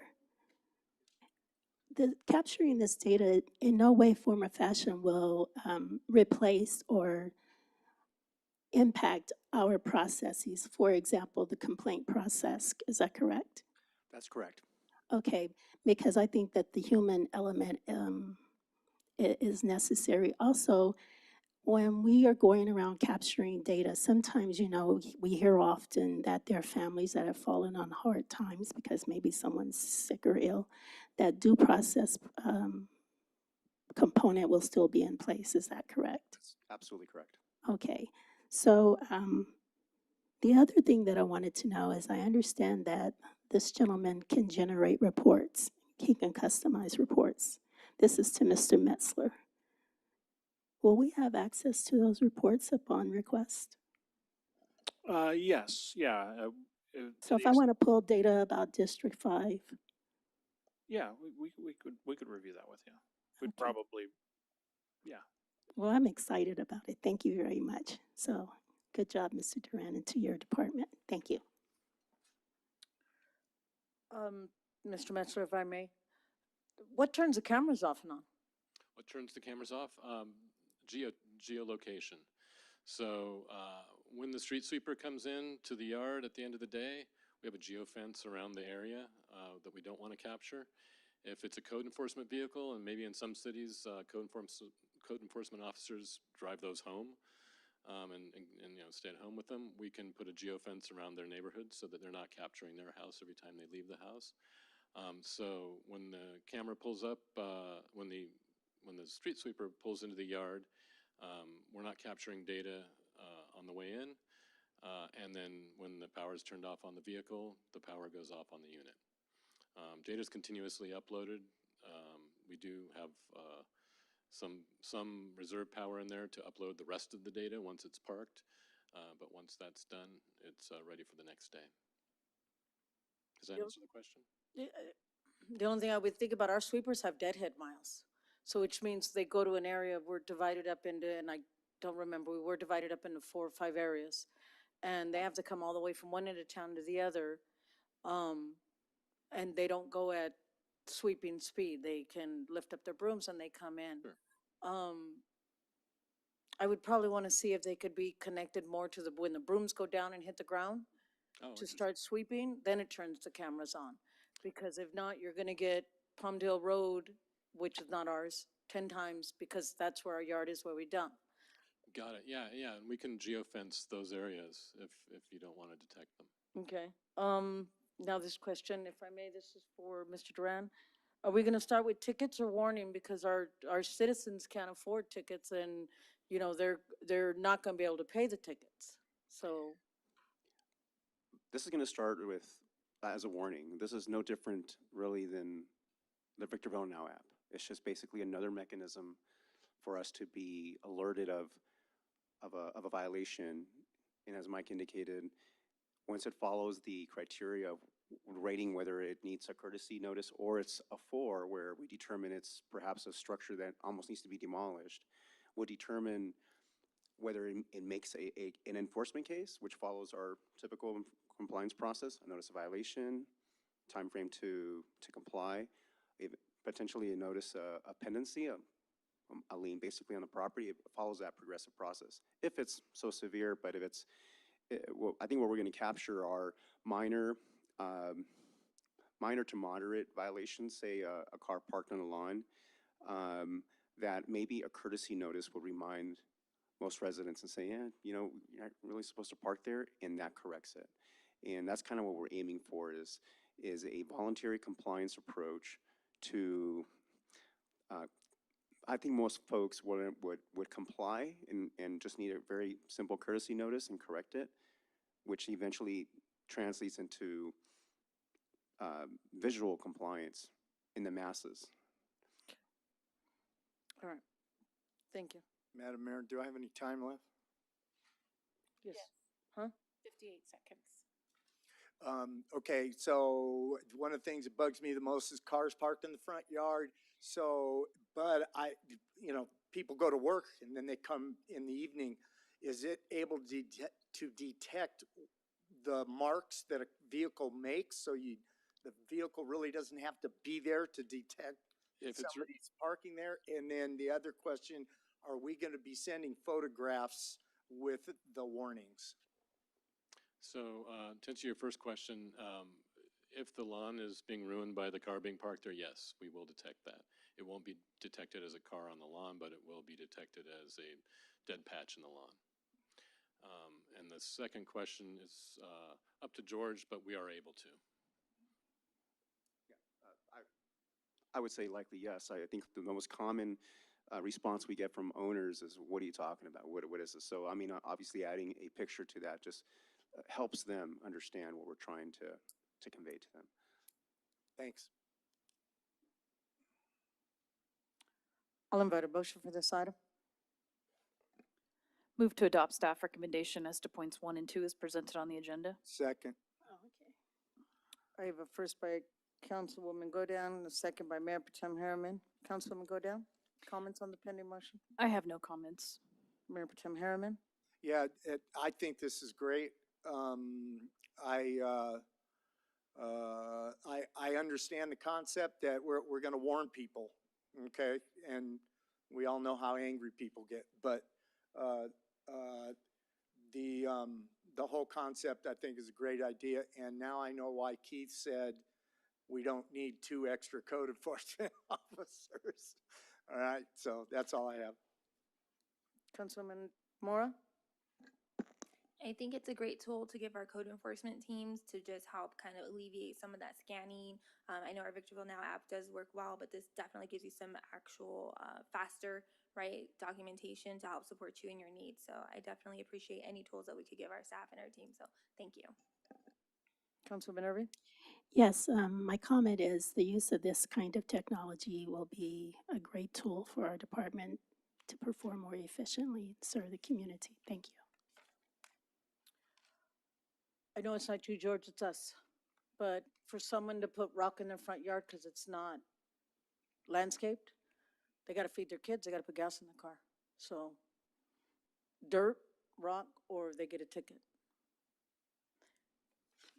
Madam Clerk, will you please take the vote? Councilmember Godin? Yes. Councilmember Irving? Yes. Councilmember Mora? Yes.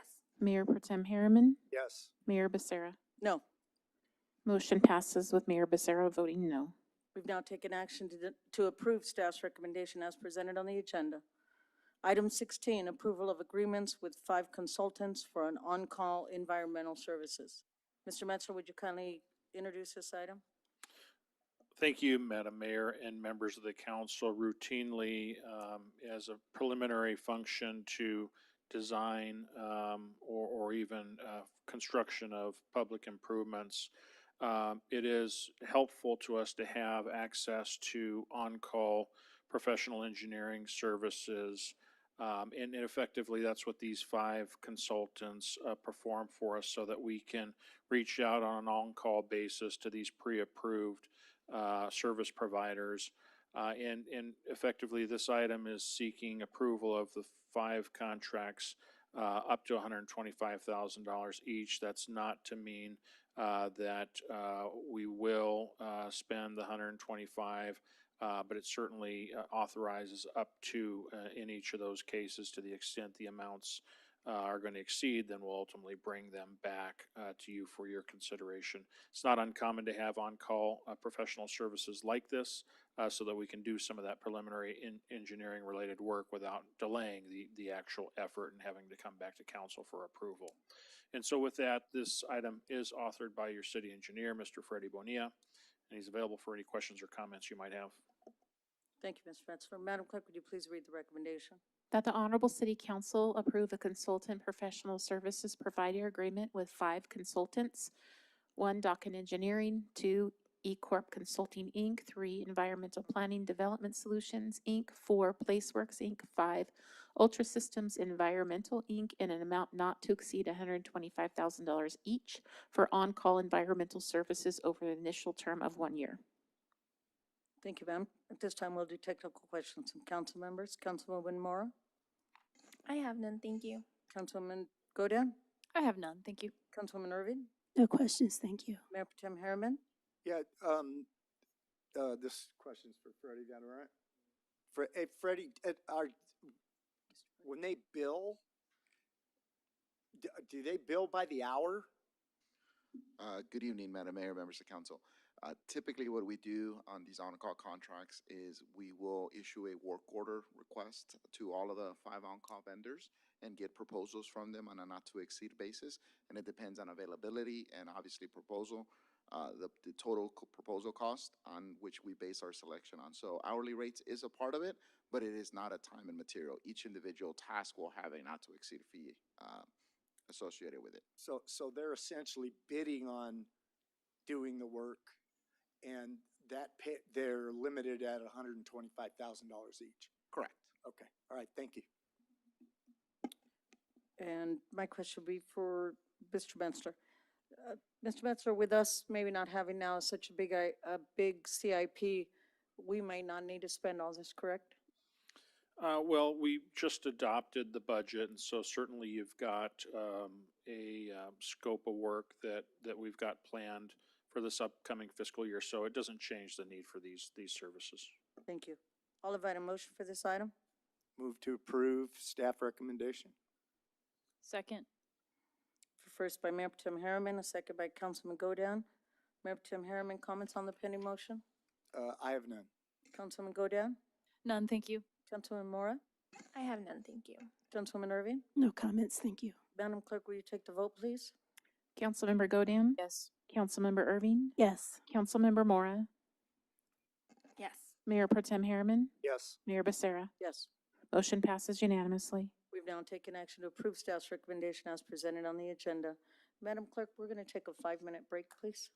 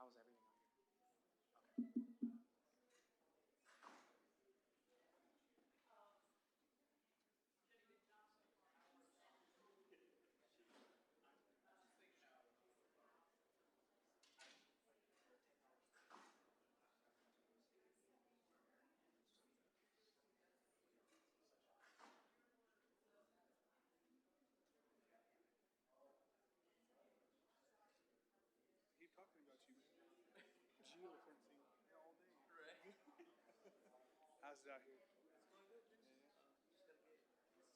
Mic is up. Yeah, everything seems to be going pretty good, pretty smooth, so.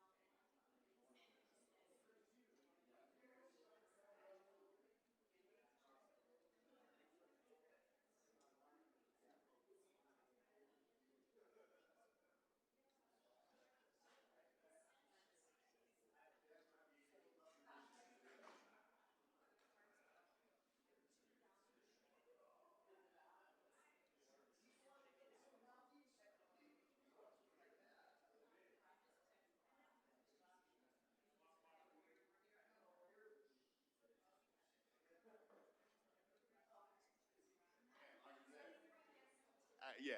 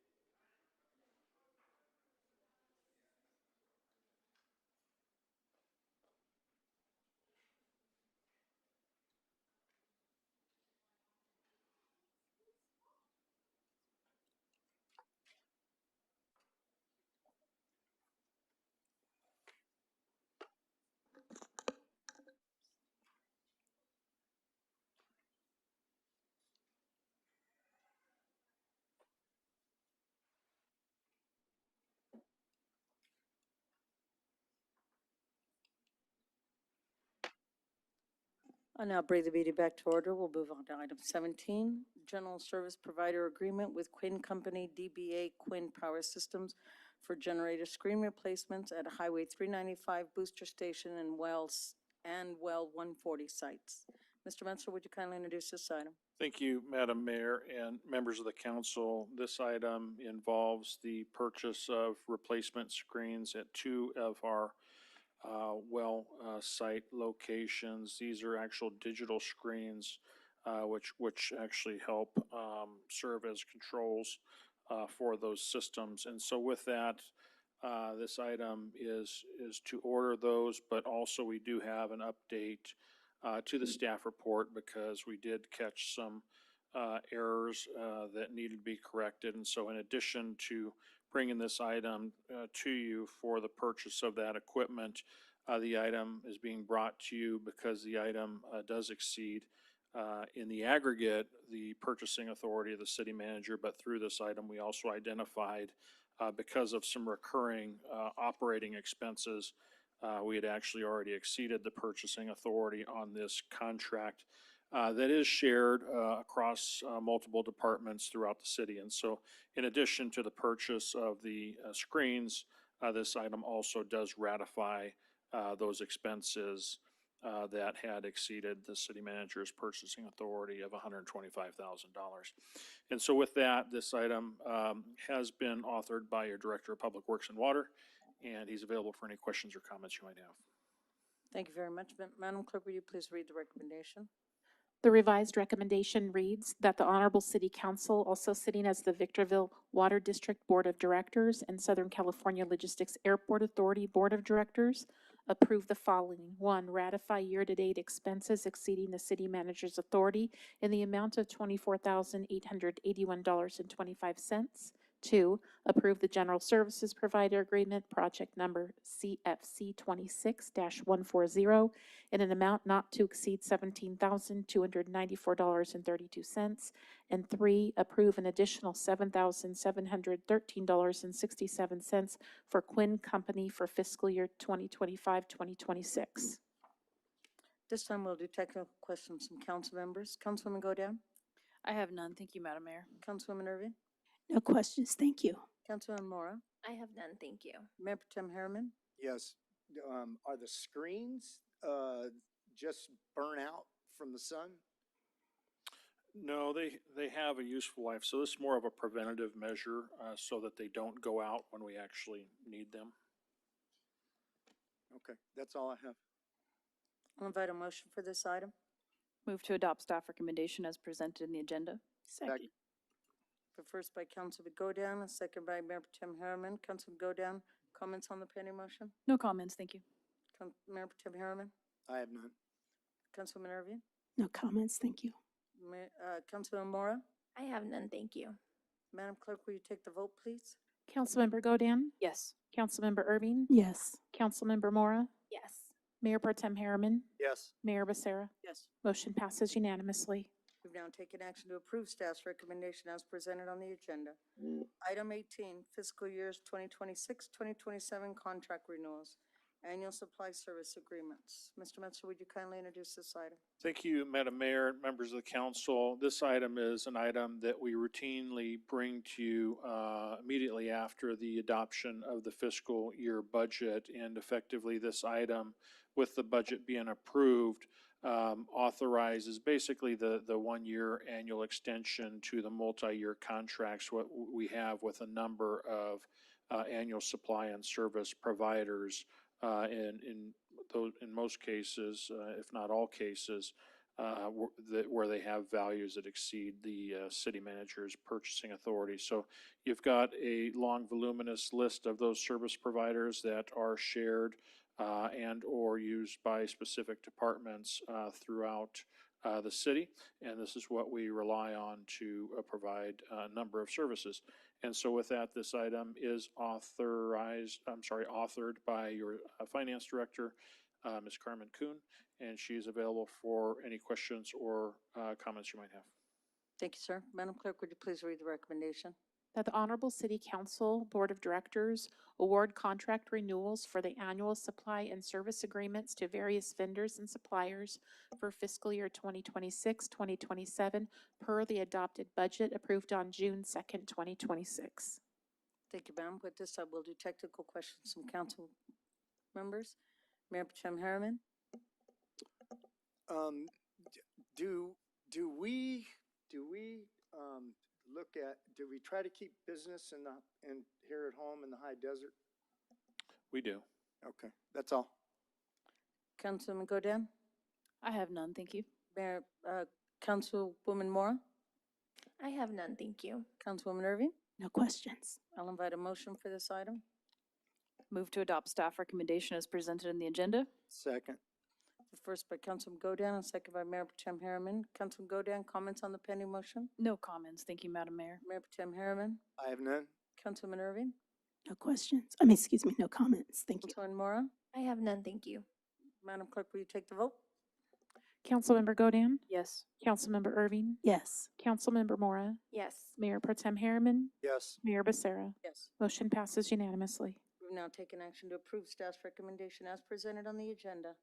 Item 19, custom truck bed for traffic control, Public Works traffic control vehicle. Mr. Metzger, would you kindly introduce this item? Thank you, Madam Mayor and members of the council. This item involves the sole source procurement of a truck bed to be fabricated to basically ultimately sat on a chassis, a cabin chassis that's already been authorized for purchase by this council, basically to replace the current truck being used. It's a 2000 vintage truck experiencing mechanical failure and now in need of an engine. So what you can imagine, there's some illustrations in the staff report, but it's effectively an F-550 sized vehicle with a custom box and a lift on the back. And this would be the utility that they use, if you will, to go out and work on the street signs, including the street signs on top of the or attached to the signal poles. So with that, this item has been authored by your Director of Public Works, Mr. Doug Matthews. He's available for any questions or comments you might have. Thank you, sir. Madam Clerk, would you please read the recommendation? That the Honorable City Council find that Precision Aerial Services, Inc. is the sole source manufacturer for the standardization, procurement, manufacturing, and installation of one custom truck bed and specialized equipment for a Public Works traffic maintenance vehicle, and approve a sole source procurement in accordance with Victorville Municipal Code 2.28.100B2, and authorize the procurement, manufacturing, and installation of one custom truck bed and specialized equipment in the amount of $124,704.85 to Precision Aerial Services, Inc.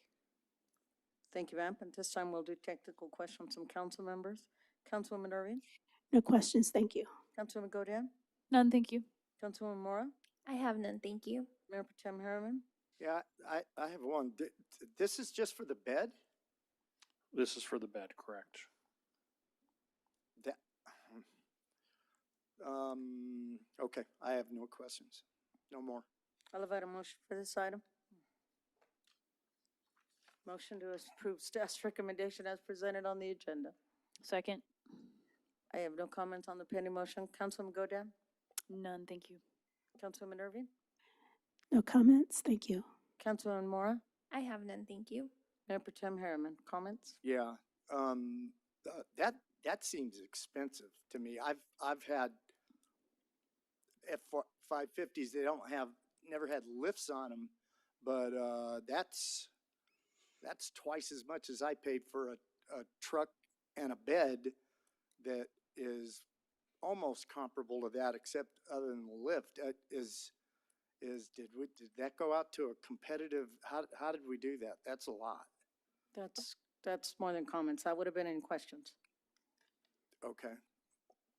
That was then my comment. Madam Clerk, would you take the vote? Councilmember Godin? Yes. Councilmember Irving? Yes. Councilmember Mora? Yes. Mayor Protem Harriman? No. Mayor Becerra? Yes. Motion passes with Mayor Protem Harriman voting no. We've now taken action to approve staff's recommendation as presented on the agenda. Item 20, Supplemental Law Enforcement Services Fund.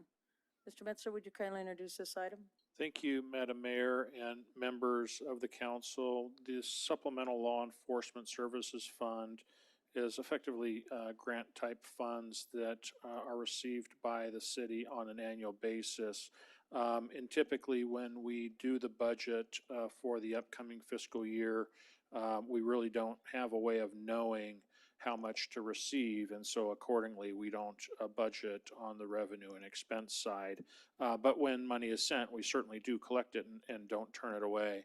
And so effectively, what this item is doing is reconciling the accounts and basically cleaning up so that we have a revenue and expense budget.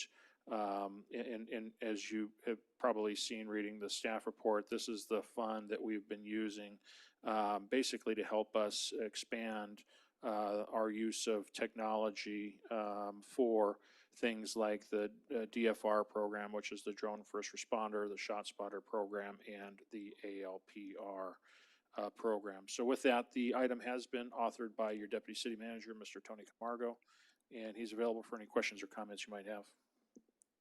Madam Clerk, would you please read the recommendation? That the Honorable City Council adopt Resolution Number 26-060, amending the annual budget for fiscal year 2025-2026, approving an increase in revenue and expenditures related to the Supplemental Law Enforcement Services Fund. At this time, we'll do technical questions from council member. Councilwoman Mora? I have none, thank you. Councilwoman Godin? I have none. Councilwoman Irving? No questions, thank you. Mayor Potem Harriman? I have none. I'll invite a motion for this item. Move to adopt staff recommendation as presented in the agenda. Second. I have a first by Councilwoman Godin, a second by Councilwoman Mora. Comments on the pending motion? We already went through that. Me? Yeah, sorry. No comments. Councilwoman Mora? No comments, thank you. Councilwoman Irving? No comments, thank you. Mayor Potem Harriman? I have none. Madam Clerk, will you take the vote? Councilmember Godin? Yes. Councilmember Irving? Yes. Councilmember Mora? Yes. Mayor Protem Harriman? Yes. Mayor Becerra? Yes. Motion passes unanimously. We've now taken action to approve staff's recommendation as presented on the agenda. Item 21, National Opioid Settlement Agreements. Mr. Metzler, would you kindly introduce this item? Thank you, Madam Mayor and members of the council. Similar to the last item, this item largely is a cleanup or a reconciliation type item where we are the beneficiary of monies from the National Opioid Settlement. And with that, monies are directly distributed to us where we've used them for a number of purposes, including providing additional training for the Wellness Center, the naloxone and other FDA-approved drugs to reverse opioid overdoses, and a number of other related purposes. And so with that, this item really is creating an appropriations on both the revenue and expense side so that the budget accounts connect. And so with that, this item also is authored by your Deputy City Manager, Mr. Tony Camargo. He's available for any questions or comments you might have. Madam Clerk, would you please read the recommendation? That the Honorable City Council adopt Resolution number 26-059, amending the annual budget for fiscal year 2025-2026, approving an increase in revenue and expenditures related to the national opioid settlement agreements, and authorize the city manager to use all opioid settlement fund disbursements, including future funds, in accordance with the list of opioid remediation uses approved in the opioid settlements. At this time, we'll do technical questions from council members. Mayor Pro Tem Harriman, I have none. Councilwoman Mora, I have none, thank you. Councilman Godin, I have none, thank you. Councilwoman Irby. No questions, thank you. I'll invite a motion for this item. Move to adopt staff recommendation as to points 1 and 2 is presented on the agenda. Second. I have a first by Councilman Godin, a second by Councilwoman Mora. Councilman Godin, comments on the pending motion? I have no comments, thank you. Councilwoman Mora, I have none, thank you. Councilwoman Irby, No comments, thank you. Mayor Pro Tem Harriman. I have none. Madam Clerk, will you take the vote, please? Member Godin? Yes. Councilmember Ermine? Yes. Councilmember Mora? Yes. Mayor Pro Tem Harriman? Yes. Mayor Becerra? Yes. Motion passes unanimously. We've now taken action to approve staff's recommendation as presented on the agenda. Item 22, Community Facilities District CFD 2024-01, Municipal Services Annual CFD Report for 2025-2026, and consideration of a special tax levy for fiscal year 2026-2027. Mr. Metzler, would you kindly introduce this item? Thank you, Madam Mayor and members of the council. Back in December of 2024, and as with the goal of trying to address some of our long-term fiscal sustainability needs, the City Council approved the formation of a citywide CFD to help serve as a collection mechanism to offset some of the economic impacts caused by new development that aren't otherwise paid by the new development, just as a course of the traditional taxing structure we have.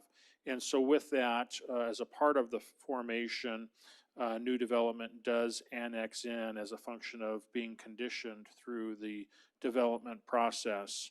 And so with that, we do have just a few. We're in the very early stages, but certainly expect as the city develops out, the annexations to this district will grow. But similar to the earlier items on the agenda, we're annually evaluating the cost of service and comparing that to the revenues to be generated from the respective district. We've done that certainly for the CFD, and with that, we've evaluated the need to increase to help keep up with costs and defray the costs and not be subjected to the effects of inflation. And so with that, we do have a recommendation before you. We also do have our consultants that from Web Financial Services that were involved in the original formation. Both Heidi Sheppy and Brent Howard are available via Zoom to answer any questions you might have. Also available certainly is your city engineer, Mr. Freddie Bonilla, who authored this item. He's available for any questions or comments you might have. Thank you, sir. Madam Clerk, would you please read the recommendation? That the Honorable City Council adopt Resolution number 26-061, accepting the annual Community Facilities District Report for fiscal year 2026-27 and approving the Community Facilities District 2024-01 Municipal Services Special Taxes Levy for fiscal year 2026-27. This time we'll do technical questions from council members. Councilman Godin, I have none, thank you. Councilwoman Mora, I have none, thank you. Councilwoman Irby, No questions, thank you. Mayor Pro Tem Harriman. Yeah, just for clarification, Mr. Metzler, we have the ability to reapportion that down to the 3.28%? You have the ability to, Instead of 5%? yeah, you have the ability to charge up to a certain amount, and that up to is either CPI or 5%, whichever is greater. Okay, thank you. I'll invite a motion for this item. Move to adopt staff recommendation as presented in the agenda. Second. I have a first by Councilman Godan and a second by Councilwoman Irving. Councilman Godan, comments on the pending motion? I have none. Councilwoman Irving? No comments, thank you. Councilwoman Mora? I have none, thank you. Mayor Pro Tem Harriman? I have none. Madam Clerk, will you take the vote? Councilmember Godin? Yes. Councilmember Irving? Yes. Councilmember Mora? Yes. Mayor Pro Tem Harriman? Yes. Mayor Becerra? Yes. Motion passes unanimously. We've now taken action to approve staff's recommendation as presented on the agenda. Item 23, consideration of resolution number VWD 26-003 and VWD 26-004, resolutions of the Board of Directors of Victorville Water District making it a determination to fix, levy, and collect standby charges for water improvement districts number 1, water improvements for district number 2, and for fiscal year 2026, 2027. Mr. Metzger, would you kindly introduce this item? Thank you, Madam Mayor and members of the council. This item is an item that is routine to you on an annual basis as the water district prior to actually transitioning the water district under city control. You did have two different districts providing water services to your residents, that being the Baldy Mesa Water District and the Victor Valley Water District. And so with those districts, when they conducted business themselves as a part of the transition, we inherited these benefit assessment districts that they had already approved in place. And WID 1, which we typically refer to as the district that was the former Victor Valley Water District, they had levied, and we carried forward that levy on an annual basis by taking actions such as what you're considering tonight. And in the WID 1 district, you have properties, undeveloped properties within 660 feet of a water main that are levied I believe it's a $10 per acre annual charge. And then in WID 2, you have levied against all properties in the area, basically to support the infrastructure improvements made to the order of $15 per acre per year. And so with that, we do routinely consider this item on an annual basis as you're required. If you're going to continue with the assessment, you have to continue approving it on an annual basis. Otherwise, you have to restart the Prop 218 process all over again. And so with that, this item has been authored by your Director of Public Works and Water, Mr. Doug Matthews, and he's available for any questions or comments you might have. Madam Clerk, would you please read the recommendation? That the Honorable Victorville Water District Board of Directors approve resolution number VWD 26-003, authorizing the Victorville Water District to initiate proceedings to fix, levy, and collect standby charges for Water Improvement District 1 for fiscal year 2026-2027. Approve resolution number VWD 26-004, authorizing the Victorville Water District to initiate proceedings to fix, levy, and collect standby charges for Water Improvement District 2 for fiscal year 2026-2027, and set July 21st, 2026 as the date for the public hearing for the purposes of hearing arguments for and against determinations to fix, levy, and collect water standby charges as set forth in the aforementioned resolutions. This time we'll do technical questions from council members. Councilwoman Mora? I have none, thank you. Councilwoman Godin? I have none, thank you. Councilwoman Irving? No questions, thank you. Mayor Pro Tem Harriman? I have none. I'll invite a motion for this item. Move to adopt staff recommendation as to points 1 through 3 as presented on the agenda. Second. I have a first by Councilman Godin and a second by Councilwoman Irving. Councilman Godin, comments on the pending motion? I have none, thank you, Madam Mayor. Councilwoman Irving? No comments, thank you. Councilwoman Mora? I have none, thank you. Mayor Pro Tem Harriman? I have none. Madam Clerk, will you take the vote? Councilmember Godin? Yes. Councilmember Irving? Yes. Councilmember Mora? Yes. Mayor Pro Tem Harriman? Yes. Mayor Becerra? Yes. Motion passes unanimously. We've now taken action to approve staff's recommendation as presented on the agenda.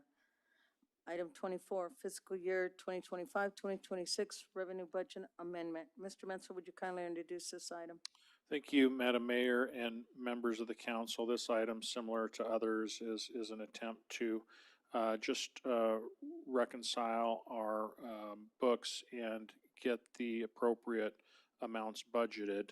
And in this particular case, this is recognizing revenues coming in at a higher rate, particularly on the code and animal control side of the animal services side of the house, where we've seen, largely due to our proactive efforts, we've actually seen an increase in the revenues resulting from their efforts. And so with that, this item really is the focus of getting the proper appropriation increases to the revenue side of the city's budget. And so with that, the item has been authored by your code enforcement official, Mr. George Duran, and he's available for any questions or comments you might have. Thank you. Madam Clerk, would you please read the recommendation? That the Honorable City Council adopt Resolution Number 26-053, approving a budget amendment for fiscal year 2025-2026, increasing projected revenues within the Code Compliance Department. This time we'll do technical questions from council members. Councilwoman Mora? I have none, thank you. Councilwoman Godin? I have none, thank you. Councilwoman Irving? No questions, thank you. Mayor Pro Tem Harriman? I have none. I'll invite a motion for this item. Move to adopt staff recommendation as presented in the agenda. Second. First by Councilwoman Godin, a second by Councilwoman Mora. Councilwoman Godin, comments on the pending motion? I have none. Councilwoman Mora? I have none, thank you. Councilwoman Irving? No comments, thank you. Mayor Pro Tem Harriman? I have none. Madam Clerk, will you take the vote? Councilmember Godin? Yes. Councilmember Irving? Yes. Councilmember Mora? Yes. Mayor Pro Tem Harriman? Yes. Mayor Becerra? Yes. Motion passes unanimously. We've now taken action to approve staff's recommendation as presented on the agenda. Item 25, fiscal year 2026-2027 training and travel schedule for city council members. Mr. Metzger, would you kindly introduce this item? Thank you, Madam Mayor and members of the council. This item is also routine, and we typically bring this item before you after the budget is approved for the upcoming fiscal year. And so within that budget, we did carry forward, similar to what we did last year, a number of educational and training events for the council. And largely because the policy and procedures manual that we have in place requires pre-approval by the council before travel is to be undertaken by respective council members. This item is to serve as that pre-approval, which certainly makes it easier for staff to be able to register in advance, be able to get the discounts that are offered for early registration and so forth. And so with that, this item is authored by your city clerk, Ms. Jennifer Thompson, and she's available for any questions or comments you might have. Madam Clerk, would you please read the recommendation? That your Honorable City Council directs staff which business events council will attend during fiscal year 2026-2027 to allow sufficient time for registration and travel accommodations. At this time, we'll do technical questions of council members. Councilwoman Mora? I have none, thank you. Councilwoman Irving? I don't have any questions, thank you. Councilwoman Godin? I have none, thank you. Mayor Pro Tem Harriman? I have none. I'll invite a motion for this item. Motion to approve staff's recommendation as presented on the agenda. Second. I have no comments on the pen. Pardon me, could we please clarify, is your recommendation for all council members to be able to attend or particular ones? So just providing that clarity would be helpful. Council members or council events?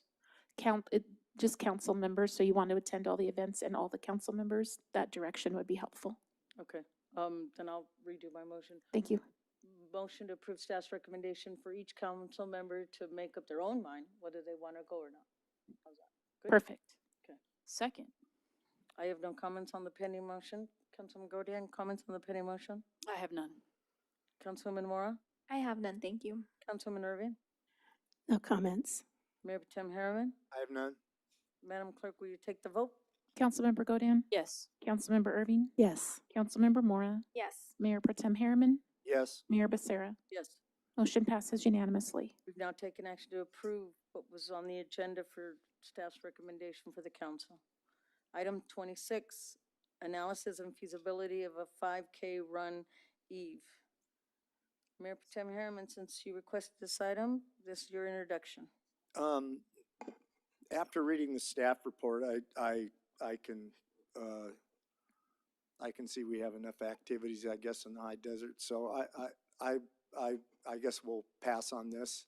And like I said, that's, with all the information that staff, recommended, I can see there's plenty of activities, I guess, around, and the cost to do this, would be a little, or a lot more than I thought it would be.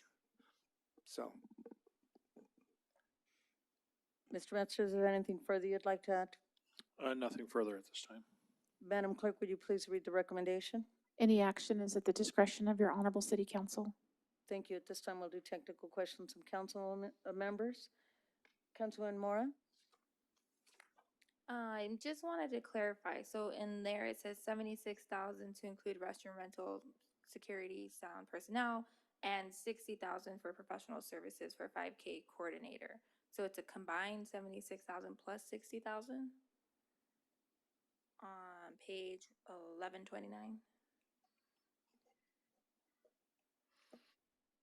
I believe the 60 is inclusive of the 76 is how I read it. Okay, all right, thank you. Councilman Godin? I have no questions.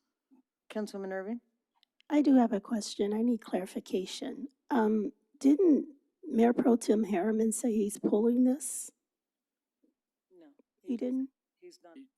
Well, I didn't use the word pulling, but yeah, yes. We're gonna vote, okay. He didn't ask for a motion to pull the item, correct? That is correct. What he indicated is that he basically noted that what staff had recommended, he could support that because we've already got enough events. So we're gonna vote on this? I'd still like to do comments on this. Yeah, that's Okay. Not a problem. I don't have any comments. Thank you. okay. I'll invite a motion for this item.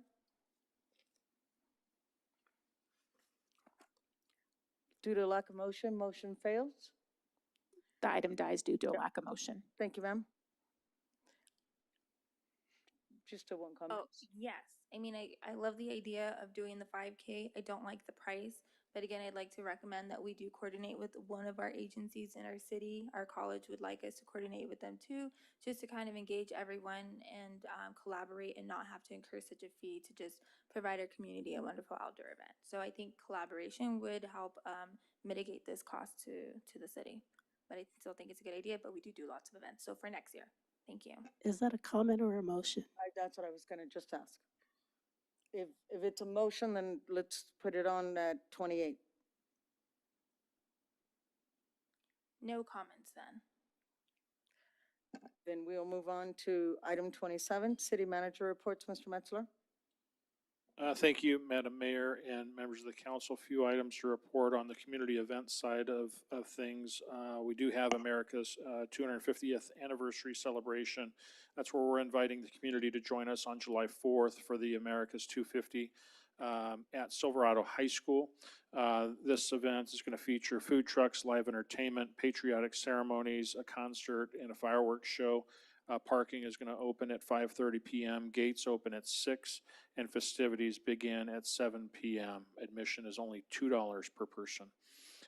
Concerts in the Park is kicking off, and we're pleased to bring back the annual concert series at Hook Park. Residents and visitors are invited to join free live music, family-friendly entertainment, and an evening in the park on July 10th, July 17th, and July 24th from 6:30 to 9 p.m. That's where we do have our Victorville Sings competition, and I did recently participate in some of the selection of those participants that are going to be at the concerts event. And I can tell you firsthand, there's some really, really good talent. So certainly looking forward to a great competition. On the building side of the house, Dutch Brothers Coffee Shop, we're certainly pleased to announce that the new Dutch Brothers Coffee featuring drive-through service window received its temporary certificate of occupancy on June 8th. The business is located on the northeast corner of Palmdale Road and Cantina and represents another exciting addition to the city's growing commercial and retail offerings. On the engineering side of the house, we do have a rectangular rapid flashing beacons project as a part of the city's ongoing commitment to pedestrian safety. Work will begin on Monday, June 22nd to install crosswalk safety enhancements at 9 locations throughout the city. The project includes replacement of concrete curb ramps and construction of foundations for the rapid flashing beacon units by the city's contractor, with the installation of the beacons being completed by the Public Works Traffic Division. And so work will begin near Hook Middle School at the intersection of Hook Boulevard and Rosemary Drive. That's all I have at this time, Madam Mayor. Thank you, sir. This time we'll move on to item 28, discuss an impossible action regarding upcoming agenda items. Now, Councilwoman Moore? For a future 5K, I think a great idea would be possibly collaborating with, let's say, the college. They already have, you could walk around the lake. You won't have to set up barricades and that kind of thing. They have restrooms. But I think there's a lot of good partners in our community where we can kind of mitigate the cost if we were to do it on our own. And I know there's a lot of agencies who would love to partner with our city. That's all. Is there a second? Second. Madam Clerk? Councilmember Godin, Yes. Councilmember Irving, I want to say yes. Yes. Yes. Councilmember Mora, Yes. Mayor Pro Tem Harriman, Yes. Mayor Becerra. No. I have a question though. Isn't there going to be do you have a cap on the cost? I just suggested the partnership part because we would have to mitigate. We wouldn't have to hire the professionals and spend $60,000 on some of these things. And it's just an option. A lot of people want to partner. So To my lovely colleague, maybe we should say this for the strategic, I think we're having too much of a discussion. Correct. Mr. Dobranowski? That is correct. We are having too much of a discussion. There should be a motion, a second, and a vote. Okay. So at this point, we have all council members, but the mayor voting no. Were you wishing to retract your yes vote to a no, Councilmember Irving? And this is just, I'm hesitant because we're not specifying like a cap on how much we want to spend. just to place it on a future agenda, I believe, Yeah. so. Oh, okay, then let's go for it, yes. Okay, motion passes with Mayor Becerra voting no. Councilman Mora, anything else? no, thank you, Madam Mayor. Councilman Godin? I have nothing. Councilwoman Irving? Nothing, thank you very much. Thank you. Mayor Pro Tem Harriman? I have nothing. And I have none. Reports from item 29, reports from council members. Mayor Pro Tem Harriman? Yeah, attending the Desert Mountain Region SBCTA, we voted on the contingency for the location of the water utilities for $107,000, and that was approved. That's all I have. Councilman Godin? I have nothing to report. Thank you. Councilman Mora? I have nothing, thank you. Councilman Irving? I don't have anything to report, thank you. To all the staff and everything out there, thank you for all the hard work you've put in on some of these items, not on some of them, every single one of them. Thank you very much for your work. We'll have some good days ahead of us. Thank you. The time is 8:26 and this meeting's adjourned.